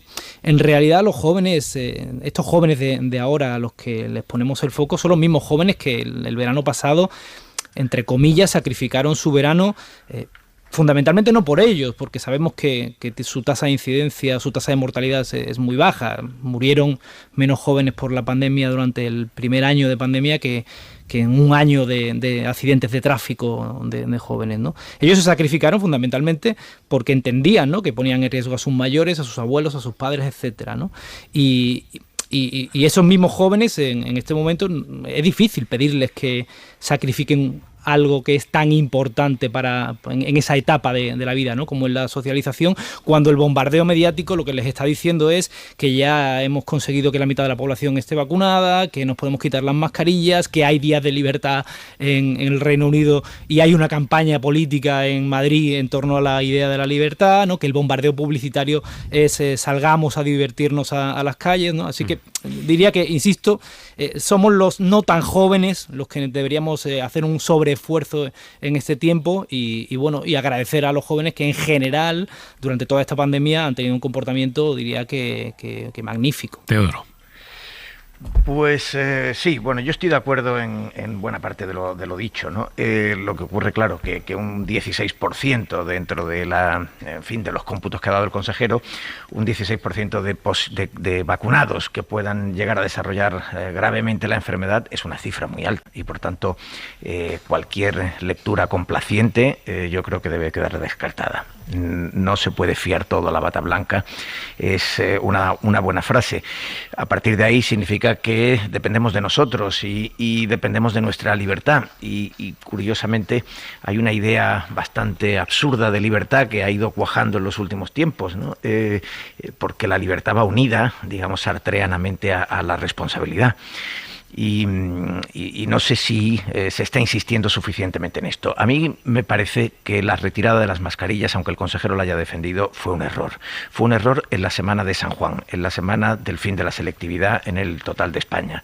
Los jóvenes salían lógicamente con las hormonas como miuras entoriles, embistiendo, porque era lo previsible. Y salían además en masa a eventos supercontagiadores, término que se ha ido popularizando en los últimos tiempos, sobre todo en comunidades como Navarra o el País Vasco. Y esto tenía que estar previsto. Yo creo que ahí se comete un primer error, porque al joven le podemos pedir prudencia y cautela, pero si ese mismo día le está diciendo que vuelvan las sonrisas a la calle, le estás mandando un mensaje equívoco. Yo creo que ese mensaje equívoco no debería de prolongarse más. Es decir, creo que no hay que ser cenizos, creo que has utilizado antes tú la palabra, sí, Pedro. Sí. Creo que hay que disfrutar de los progresos, hay que saber aprovechar lo que la vacunación nos ha proporcionado, pero la vacunación no ha hecho que hayamos alcanzado un escenario de normalidad. No, insisto, está claro. 84% leve, 16% grave, es una cifra que no lo permite.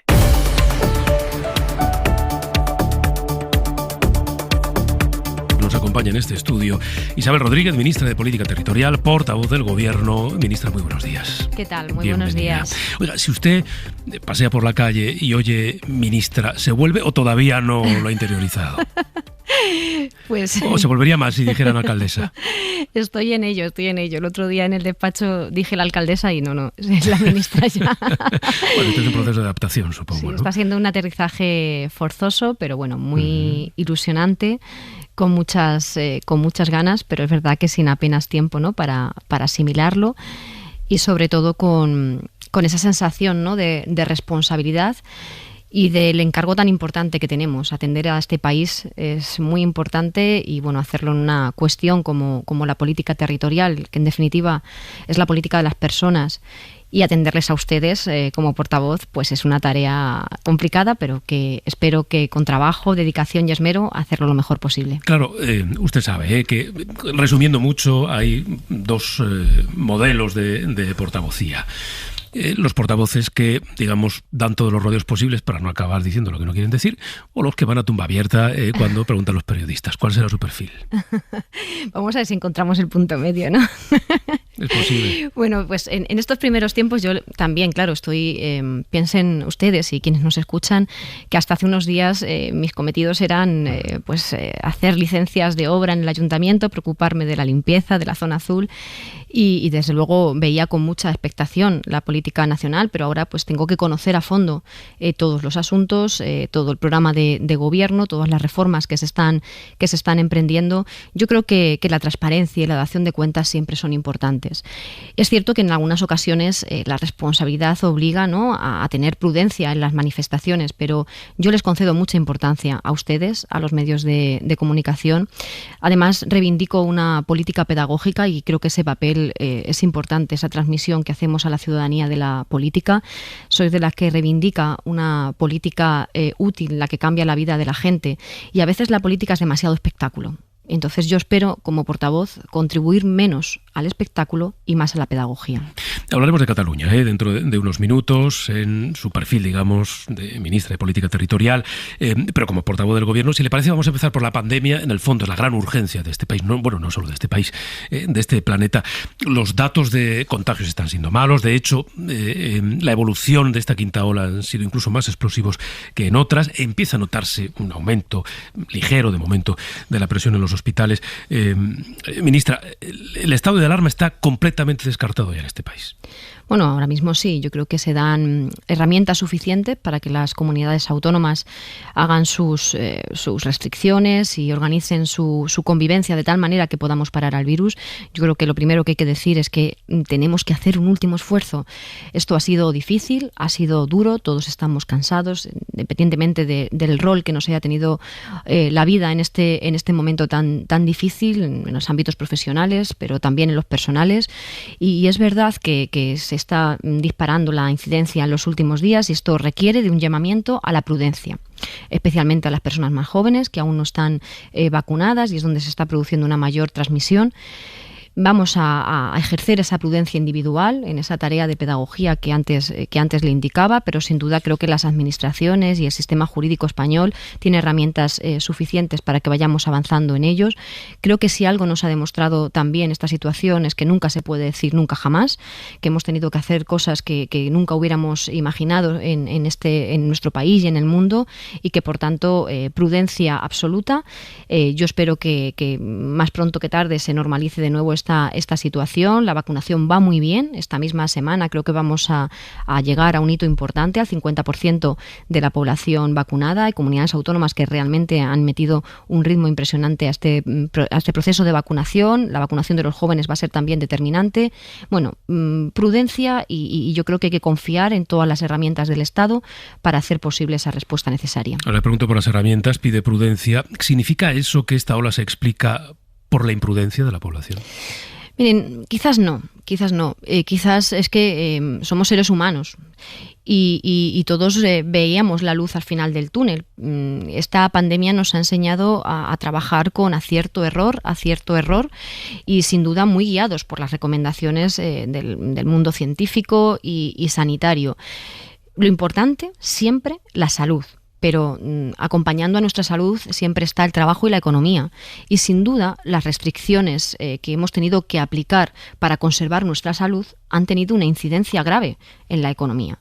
Yo he tenido que atender, por ejemplo, al sector hostelero de mi ciudad siendo alcaldesa con mucha preocupación, porque las medidas restrictivas sanitarias afectaban a sus economías y tenían incertidumbre sobre su futuro. Entonces yo entiendo que los equilibrios que tenemos que hacer desde las administraciones públicas son muy complejos. Es el equilibrio de la salud junto con el de la economía. Y así es como el Gobierno ha ido respondiendo a esta situación.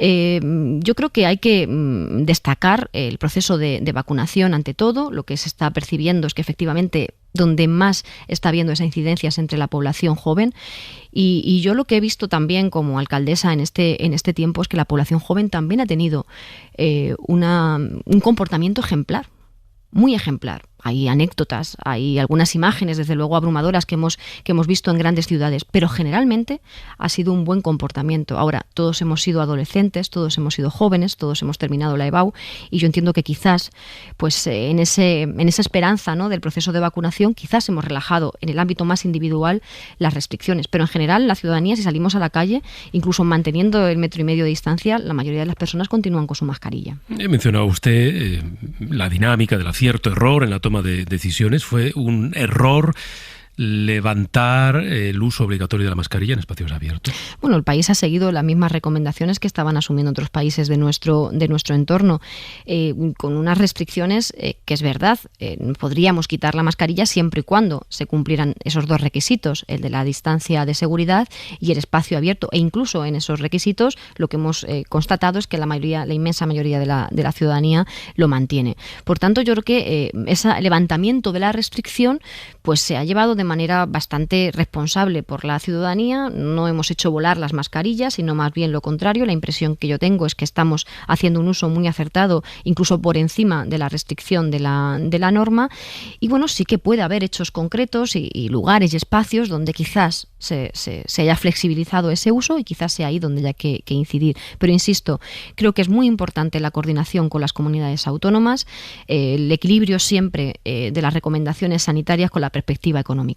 El Gobierno cree que no tiene que adoptar ninguna decisión legislativa, modificar ninguna ley, reforzar ninguna estructura legal para facilitar la toma de decisiones de las comunidades. Se lo pregunto porque hoy, objetivamente, hay comunidades que pueden aplicar el toque de queda y otras no, en virtud de lo que deciden los jueces. ¿Es un problema de los jueces o es un problema de las leyes?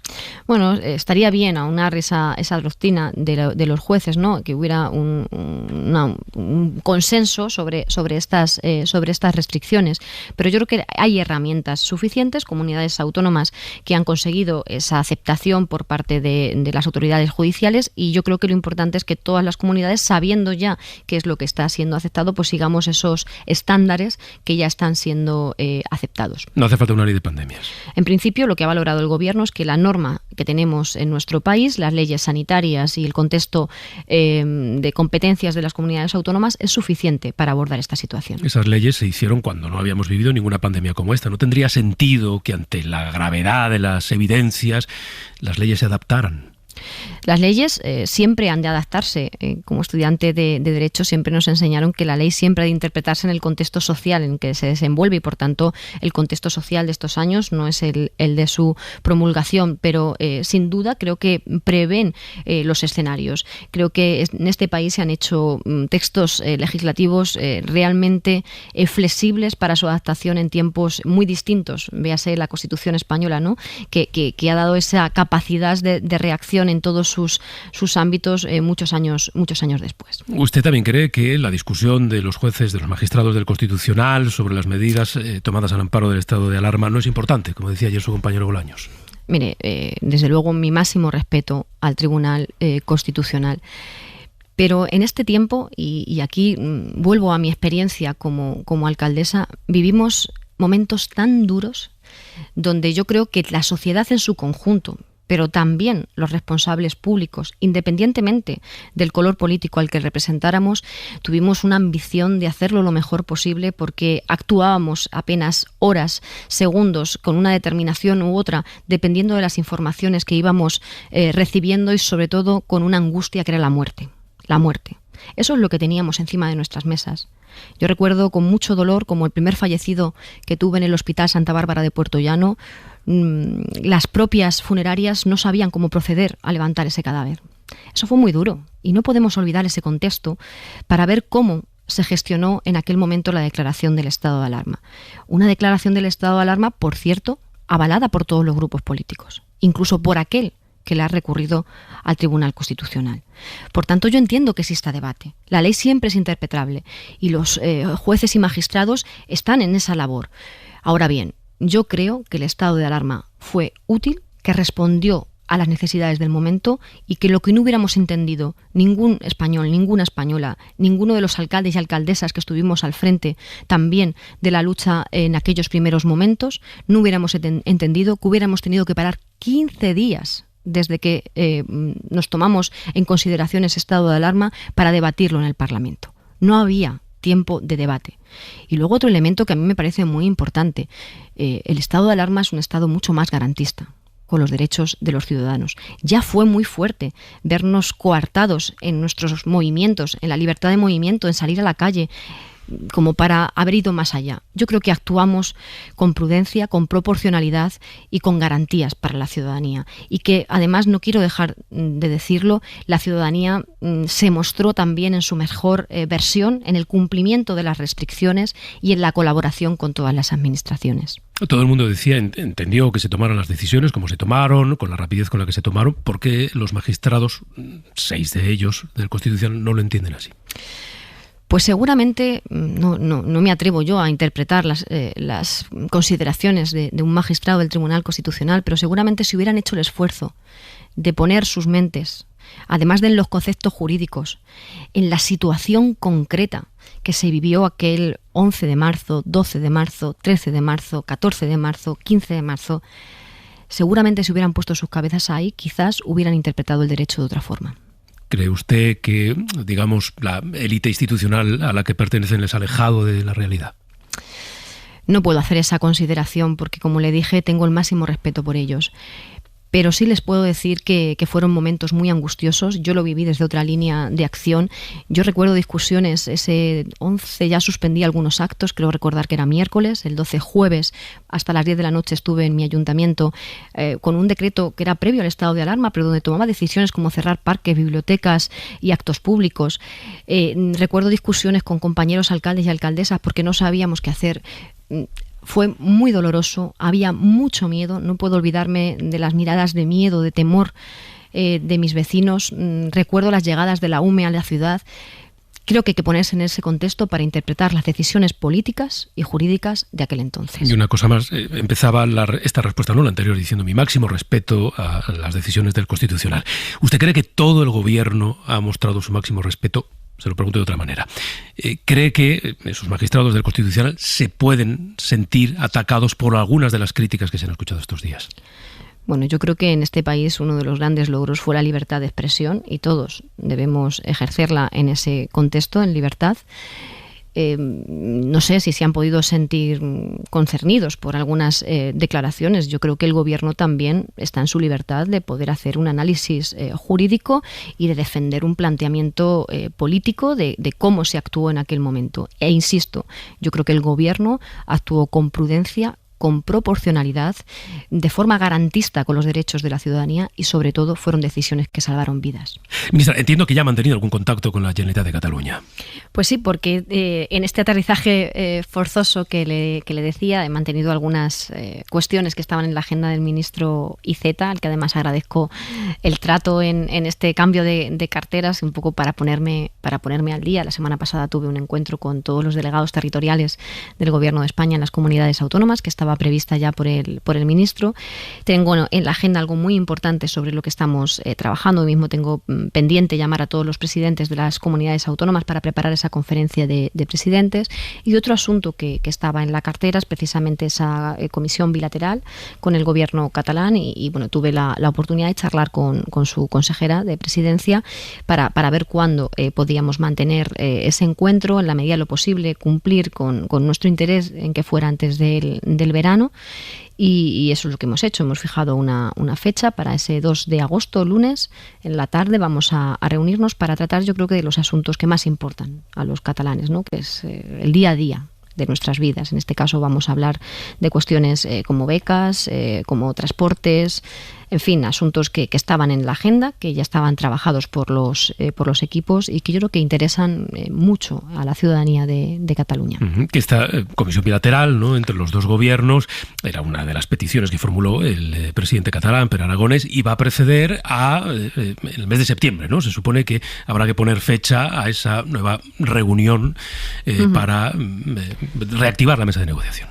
Bueno, ese es otro encuentro distinto, con un carácter más político, y para hablar, yo creo, de otras cuestiones de carácter, ¿no?, de reivindicaciones del gobierno catalán. Pero yo insisto en algo muy importante. Yo le concedo esa reunión es muy importante, desde luego, es la reunión entre los presidentes, y la agenda la marcarán ellos, pero a esta comisión bilateral le concedo mucha importancia, y yo lo comentaba con la consejera, y creo que puedo decirlo también abiertamente porque es mi opinión. Yo tengo la sensación, desde fuera de Cataluña, porque tenemos conocidos, amigos, familiares que viven allí, que hay ya demasiado tiempo de conflicto, una década de conflicto político en Cataluña, que no se ha quedado solo en el Parlamento ni en una cuestión del gobierno, sino que ha llegado a los hogares, que ha roto familias, que ha roto amigos. Y yo creo que hay necesidad de recomponer, de reencontrarse, ¿no?, personal y socialmente. Y eso podemos hacerlo atendiendo cuestiones muy básicas, que yo creo que como consecuencia de haber impuesto en la agenda política otros debates, no se ha atendido lo importante, no se ha atendido quizás la situación de la educación en Cataluña, o la sanidad, las infraestructuras. Yo admiro mucho de Cataluña, soy originaria de una ciudad industrial, Puerto Llano, y yo admiro muchísimo, ¿no?, el desempeño y el arraigo empresarial e industrial de una región como Cataluña, y su aportación al PIB en nuestro país. Y esos temas no han estado en la agenda, y creo que hay que recuperarlos, y ese será también mi afán como ministra de Política Territorial. Pero hay temas que la institucionalidad catalana, el independentismo, no va a querer sacar de la agenda. Cuando vuelvan a plantear un referéndum al gobierno, al presidente o a usted, ¿qué le van a decir? Bueno, en el marco de la Constitución y de la ley cabe todo. Fuera de ella, nada. Y yo creo que deberían haber aprendido la lección, ¿no? Yo creo que el Gobierno de España ha hecho un gesto muy importante por la convivencia, para salir de ese marco de conflicto entre la comunidad autónoma y el país, y yo creo que ahora también ellos tienen que hacer su propio esfuerzo para recomponer también la convivencia y la concordia dentro de Cataluña, ¿no? Creo que hay que abrir también espacios de conversación y de diálogo dentro de Cataluña. Cuando si les piden alguna solución para Puigdemont y el resto de fugados, ¿qué les van a decir? La ley, la Constitución y la ley. La ley significa que si vuelven serán perseguidos. Tendrán que ser juzgados. Cuando el independentismo plantee este tipo de peticiones, si las plantea, ¿cuánto tiempo se puede sostener así la mesa de diálogo? Bueno, yo tengo confianza en que ellos también están en un nuevo tiempo. Espero que cambie, que este mensaje, ¿no?, de diálogo que ha emprendido el Gobierno de España, yo creo que también apoyándose en el sentir general de nuestro país. Y yo creo que hay un marco en España y en Cataluña de personas que queremos convivir, y que no nos parece excluyente sentirnos catalanes y españoles. Oye, pues que sea valorado, ¿no? Yo creo que ha de ser valorado. No todo sigue igual. Ha habido un cambio de paso. Hay un gobierno dispuesto al diálogo en el marco de la ley y la Constitución, y ellos tienen que dar su paso ahora. ¿Ha decidido ya el gobierno qué va a hacer con ese fondo que aprobó la Generalitat para avalar el aval de los bancos a todas las personas a las que el Tribunal de Cuentas pide más de 5 millones de euros? Bueno, están en un proceso de requerir un informe del Consell de Garantías, y nosotros de estudiarlo también en el ámbito jurídico del Estado. Todavía no hay decisión. No. ¿La opinión de Salvador Illa, que era favorable a ese fondo, da alguna pista sobre por dónde puede ir el gobierno? No, nosotros atenderemos a los informes jurídicos. Le decía antes, al empezar, qué perfil de portavocía va a tener usted, si el de los rodeos para evitar decir lo que no se quiere decir, o el de ir a tumba abierta a las respuestas. ¿Tiene ya claro que es Cuba? ¿Es solo una dictadura? Yo tengo claro lo que es Cuba, y tengo claro lo que tengo que decir en calidad de ministra de este gobierno. Y es que claramente Cuba no es una democracia, pero que en el ámbito de los países existen ciertas reglas diplomáticas que hay que saber ejercer en beneficio del pueblo cubano y de España. Y eso es lo que haré. Ministra, gracias por habernos acompañado esta mañana. Un placer. Rodríguez, y buena suerte. Gracias.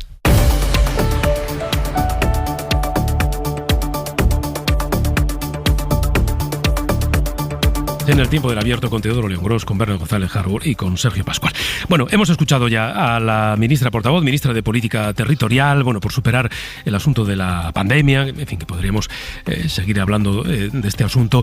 Bueno, Isabel Rodríguez tiene un reto, ¿no?, que es el reto catalán, al que se va a enfrentar por primera vez este próximo 2 de agosto en esa reunión de la Comisión Bilateral. Ella decía algo muy interesante y que ayuda a poner el foco en algunas de las cosas sobre las que no se ha puesto el foco durante mucho tiempo, demasiado tiempo en Cataluña, que son las cosas de la vida cotidiana, de la vida diaria.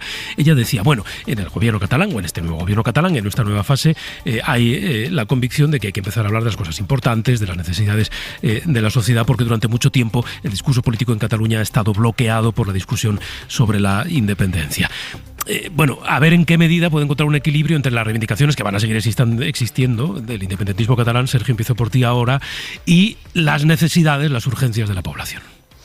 Sí, yo creo que inteligentemente este gobierno, viendo que tenía que salir de la lógica del conflicto en el marco de la discusión que pone encima Cataluña, ¿no?, y sabiendo que le cuesta muchos votos porque tiene al cancerbero del Partido Popular apretando por ese sector, tomó la decisión de desactivar esa discusión y lo hizo con la aprobación de los indultos, ¿no?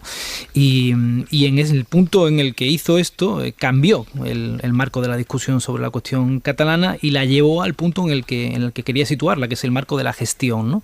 Parece bastante claro que el gobierno, en todas las alocuciones que han hecho sus distintos portavoces, ha planteado que, bueno, que a quien le toca ahora mover ficha es al gobierno catalán o a los independentistas, por un lado, y que por otro lado, de lo que están dispuestos a hablar, al menos en el corto plazo, ¿no?, en lo inmediato, es precisamente de las cuestiones de gestión. Lo cual arropa también la idea del gobierno de oponer a políticos útiles y políticos que gestionan a políticos que hacen o que dan espectáculo, ¿no?, que sería, digamos, su principal objeción o su principal frente de choque contra el Partido Popular y contra Pablo Casado, ¿no? Y en ese sentido yo creo que Isabel Rodríguez no se ha salido de ese marco y efectivamente trata de redirigir las aguas de la discusión catalana al ámbito de la gestión, ¿no? Veremos, ¿no? Y creo que los presupuestos serán el Rubicón que tendrá que pasar este gobierno para verificar si esto es así o no. Berna. Bueno, tienes razón y desde luego son temas de los que llevamos hablando demasiados años. Se van a enturbiar obviamente con las cosas que le has planteado, como un eventual regreso de esos que huyeron, ese eventual referéndum que quieren seguir reclamando, etcétera, etcétera.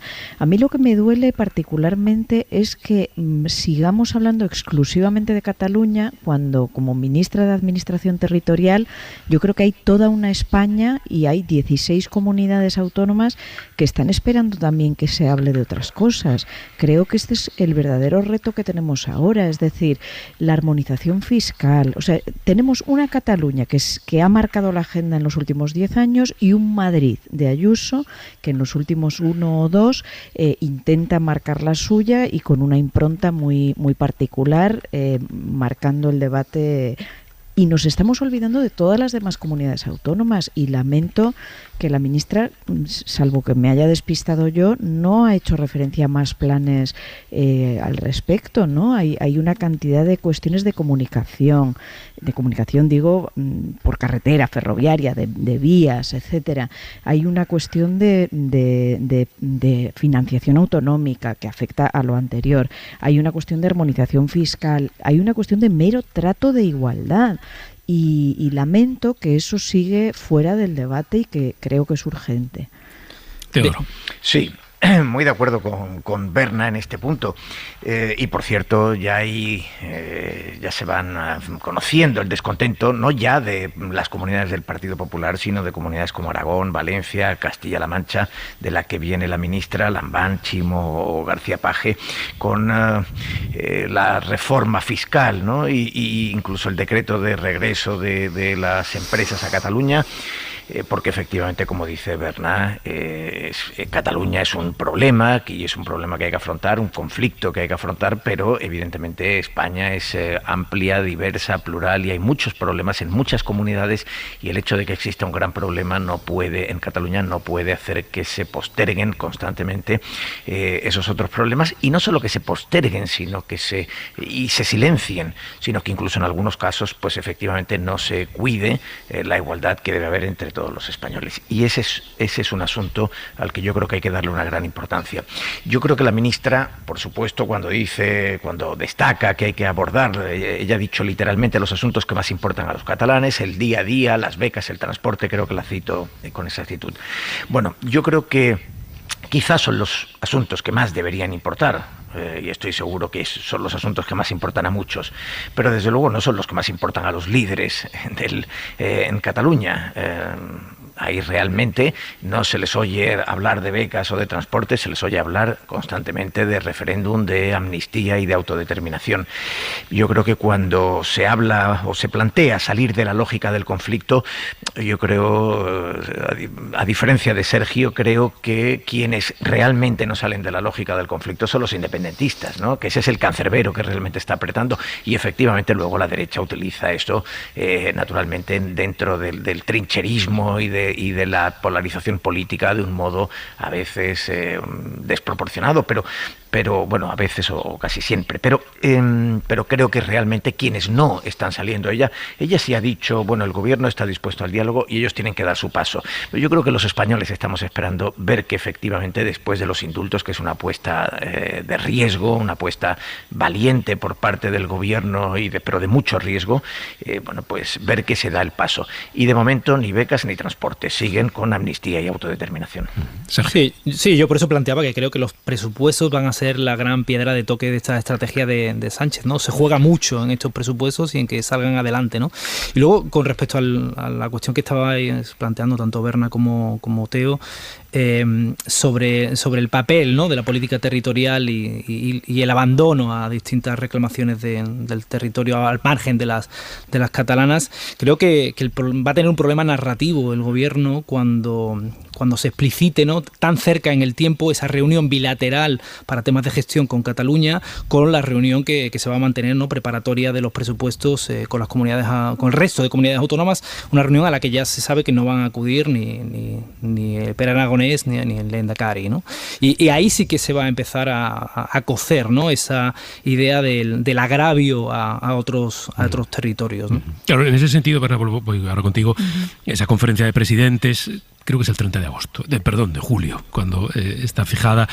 Va a ser un foro de debate interesantísimo, sin la presencia efectivamente de Pere Aragonés, pero después de mucho tiempo, la primera vez que los presidentes autonómicos se reúnen con el presidente Pedro Sánchez para hablar cada uno de qué hay de lo nuestro que no sea el problema catalán.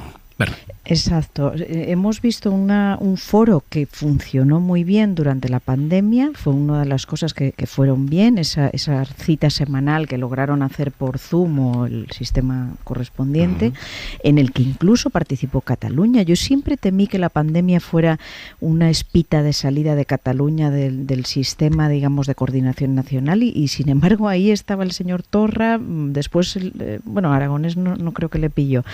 Entonces, me sorprendió mucho para mal, y creo que el gobierno descuidó enormemente la relación con las comunidades cuando terminó esa rutina que se había impuesto, que fue tan positiva. Creo que fue en octubre la última, si no me estoy equivocando. Entonces, bueno, la recuperamos. Ahora para finales de julio va a estar más centrada en los fondos de recuperación, si no me equivoco, sí. Y fabuloso, pero es que eso debería de ser rutina. Como me imagino vosotros en la cadena SER estáis constantemente, o nosotros en El País, constantemente en contacto con reuniones orgánicas orgánicas o no orgánicas con las delegaciones, ¿no? Y esto con más razón, puesto que estamos hablando del gobierno de España y de un gobierno que por nuestro régimen autonómico está absolutamente descentralizado. Entonces hay fallos que el gobierno ha cometido que yo creo que van a pasar factura, están pasando factura. La ministra, bueno, pues ha tenido muy buenas palabras, estupendo, voto de confianza, pero yo quiero ver hechos, yo quiero que se hable de las comunicaciones, quiero que se hable de la financiación autonómica, de Valencia, de Cantabria, de muchísimas cosas que han quedado postergadas y francamente estamos muy hartos de que Cataluña marque la agenda constantemente con esa reivindicación que por la vía legal no tienen derecho a realizar, puesto que representan a una mitad de los catalanes, pero existe otra mitad, aunque para ellos tengan rabos y cuerno. Pero y que volvamos a situar los problemas de los ciudadanos, todos, los catalanes y los no catalanes, como prioridad. Sí, y bueno, de momento se sabe que Valencia y Andalucía, las dos comunidades más perjudicadas por el sistema de financiación vigente, junto a Murcia, están dispuestas a unir fuerzas en ese pulso, en el de la reforma del modelo de financiación, que es absolutamente determinante en los próximos años, ¿no? En el reequilibrio territorial que está produciendo evidentes desajustes y no se nos oculta, claro, que Valencia está gobernada por el Partido Socialista y Andalucía por el Partido Popular y Ciudadanos, es decir, no es un asunto partidista, es un asunto territorial y evidentemente es un modelo que tiene desajustes claros y que está perjudicando a unos territorios desde hace años. Y por cierto, quien estudió más a fondo los perjuicios de ese modelo de financiación es la actual ministra de Hacienda, que es quien tendría que liderar esa reforma, María Jesús Montero, ¿no? que en algún momento, con el apoyo de todo el Parlamento de Andalucía, reclamó 4.000 millones al gobierno, cuando entonces estaba todavía Mariano Rajoy en Moncloa.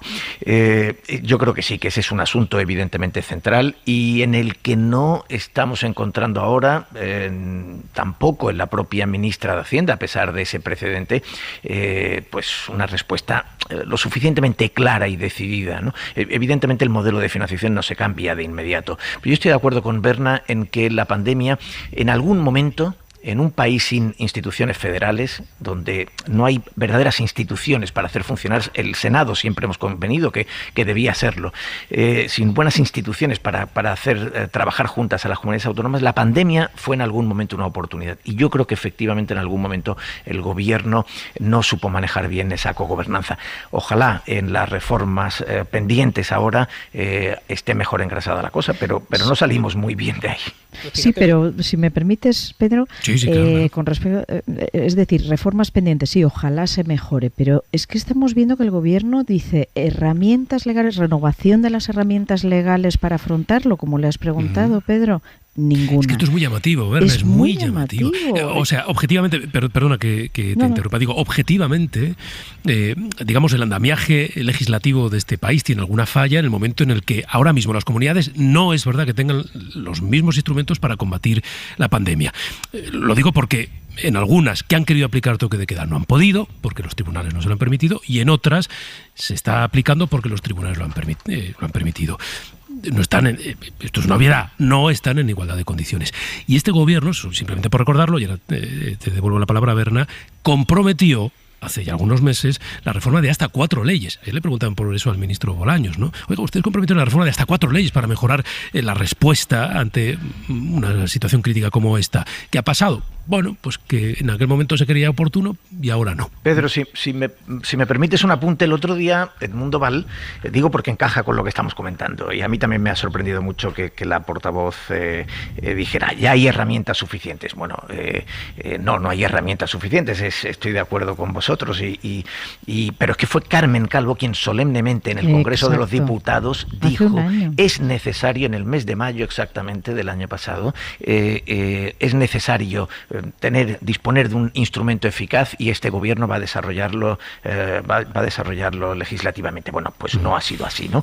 Y el otro día Edmundo Val hacía una hipótesis, decía, bueno, yo se lo he pedido constantemente a Carmen Calvo, le he recordado sus palabras y le he pedido que abordáramos ese asunto. Y desapareció en un momento determinado. ¿Por qué? Y decía Edmundo Val, pues la única explicación es porque no convenía a los socios nacionalistas catalanes y vascos. Y probablemente sea verdad. Yo creo que, digo, porque es la única explicación razonable que se nos ocurre para esto, ¿no? Al menos se me ocurre a mí también. Pero es que además hay que pensar, Pedro, que probablemente en otoño el pronunciamiento del Tribunal Constitucional sobre el segundo estado de alarma vaya a ser mucho más duro, porque hay que pensar que en el primero lo que considera el Tribunal Constitucional es que el control parlamentario es insuficiente.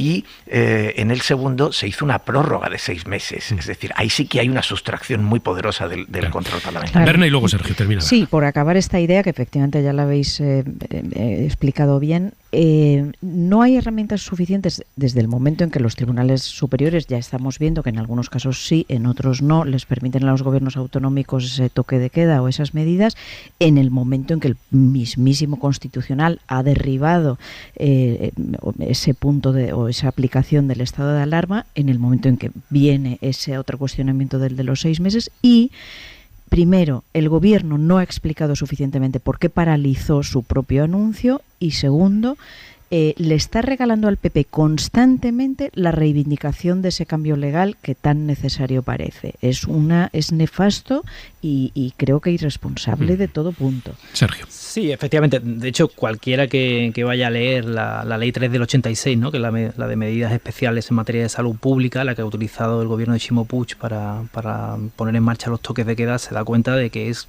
no solo claramente insuficiente, sino que habría incluso que revisar cómo se hizo esa ley porque es extremadamente vaga y es una ley orgánica, es decir, que regula derechos fundamentales, ¿no? Así que esa norma, que sería el equivalente a nuestra ley de pandemias, evidentemente había que haberlo retocado y probablemente el gobierno se hubiera ahorrado parte del varapalo, porque yo soy de los que piensa que este varapalo es un varapalo que el Constitucional se lo hubiera dado igualmente si hubiera elegido el estado de excepción cuando la ley que define el estado de alarma y el estado de excepción dice claramente que el estado de alarma es el que está diseñado para las pandemias, ¿no? Pero el gobierno tendría que haber legislado. Yo tengo más dudas y no tengo tan claro como Teodoro que sea por una cuestión de contentar a sus socios nacionalistas. Yo creo que hubo un momento en el que el gobierno no quería volver a someterse al pim pam pum del Parlamento, ¿no? Del Congreso, en el que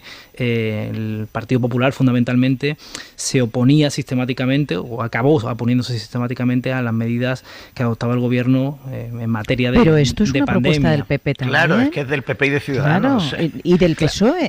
Si es que bueno, por supuesto. Podían haber exhibido un grado de unidad importantísimo. Luego pero ¿de verdad creéis que hubiera habido unidad en torno a esta norma? Sí. Luego cada uno habría puesto ahí su sellito, como Ciudadanos cada vez que apoyaba el estado de alarma lograba incorporar algunas cositas, pero no había nada más sencillo. PSOE, no había nada más sencillo que apoyar que el estado de alarma, y ni siquiera el estado de alarma, que era extremadamente sencillo, se apoyó. Si hubiera sido lo que dices, el PSOE habría ganado sí o sí. Sí por la unidad y sí si exhibe que la falta de unidad la protagoniza el Partido Popular.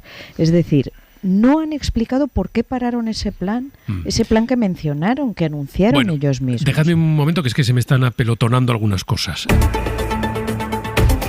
Tengo 5 minutos exactos para que digamos al menos algo de Ciudadanos, de los liberales, en fin, ese aparente cambio de rumbo que intentan imprimir desde este fin de semana para, Teodoro, esta es la clave, no desaparecer como partido político, no desaparecer del Congreso de los Diputados, por ejemplo, en unas próximas elecciones. Sí, los sondeos desde luego están siendo en este momento asfixiantes para Ciudadanos y bracean evidentemente entre esas perspectivas demoscópicas que los sitúan al borde de la desaparición en el Congreso con un escaño. Bueno, hay alguno que le puede dar algo más, pero en términos generales ya se empieza a repetir esa cifra de un escaño. Y bueno, evidentemente que en el marco parlamentario puede haber espacio para un partido liberal es algo en lo que yo creo firmemente, y es más, creo que Ciudadanos era un partido que venía a cubrir y apareció, irrumpió con fuerza porque cubría un espacio que se necesitaba, que existe en la sociedad española y que los partidos, la socialdemocracia y el Partido Conservador no cubren completamente. Es verdad que Ciudadanos hizo un bandazo, pues que fue desde un espectro más socialdemócrata cuando surge en Cataluña hasta bordear al Partido Popular tras la moción de censura, y que ahí probablemente difuminó su papel, difuminó su función y la acabó de tirar a la basura cuando no pactó con Pedro Sánchez el que pudo ser el gobierno de los 180 escaños después de las primeras elecciones de 2019, la de abril. Bueno, si se puede salvar, yo creo que estos procesos son muy difíciles de revertir. No sabemos si han cruzado eso que en aviación se llama el punto de no retorno, cuando no se puede abortar ya una maniobra, pero las sensaciones que hay en torno a Ciudadanos son muy negativas. A mí me gustaría que no ocurriera. Claro, cuando a estas alturas de la película, después de toda su experiencia y su recorrido como partido político, la discusión sigue centrándose en qué somos, qué espacio ideológico representamos, pues indica que ahí hay una falla, una grieta por la que se ha ido perdiendo parte de su identidad, de la que evidentemente ellos son también responsables en primera persona. Berna. Sí, tienes razón. Primero eran socialdemócratas, luego liberales, hoy verdes, feministas, pues sí, la verdad es que lo querían todo, sí, ¿no? Reclamaban todas las banderas. Sí. A ver, están muertos y no lo saben. Lo podemos decir claramente, que no salga de aquí. Es decir, desde la comunidad, desde el fracaso del asunto de la moción en Murcia, rebotado luego en el fracaso absoluto del pobre Edmundo Val, que seguramente no tiene la culpa, en el fracaso absoluto en la Comunidad de Madrid. Bueno, pues falta poner el epitafio, pero creo que realmente están muertos. Sergio. Sí, y una cosa es lo que uno dice ser o quiere ser, y otra cosa es lo que realmente es o lo que la gente cree que eres, ¿no? Yo creo que a Ciudadanos desde el principio hubo una mayoría de ciudadanos que lo votó por su posición en la cuestión catalana, que parecía atascada, y por otro lado porque eran una derecha higienizada, ¿no? Si se puede decir así, en el momento de mayor eclosión de casos de corrupción del Partido Popular, ¿no? Esas eran las razones fundamentales, ¿no? A partir de ahí ellos quisieron utilizar ese capital para ubicarse como bisagra, pero lo hicieron dando tantos bandazos que finalmente perdieron a lo poco que podían tener de la centroizquierda y a prácticamente todo lo que tenían de la centroderecha. Y en un momento como este, en el que el Partido Popular está siendo de nuevo el atrapalotodo de la derecha española, parece difícil pensar que Ciudadanos vaya a conservar algún voto, ¿no? Y en ese sentido coincido con Berna, ¿no? Están más bien abocados a la extinción, y como demuestra también un poco el éxodo de muchos de sus dirigentes al abrazo del Partido Popular. Claro, esta es una de las cosas que habrá que medir, ¿no? A partir de ahora, hasta qué punto esta convención, refundación o como queramos llamarlo del fin de semana, permite taponar ese movimiento hacia afuera que se estaba viviendo en no pocas estructuras territoriales de Ciudadanos, ¿no? Bueno, hacia afuera no, hacia el PP. Bueno, algunos hacia afuera que se quedan dedicándose a sus cosas, pero los que siguen en la política, pues muchos de ellos hacia la órbita del Partido Popular. Pues el tiempo nos dirá, y aquí estaremos para comentarlo, si os parece bien. Teodoro León Gros, Berna González Harbour, Sergio Pascual, ha sido un placer. Gracias a los tres. Un abrazo. Y hasta la semana que viene. Suscríbete a Hoy por Hoy. Todos los episodios y contenidos adicionales en la app de Cadena SER y en nuestros canales de Apple Podcast, Spotify, iVoox, Google Podcast y YouTube. Escúchanos en directo en la SER de lunes a viernes a las 6 de la mañana. Cadena SER. La radio.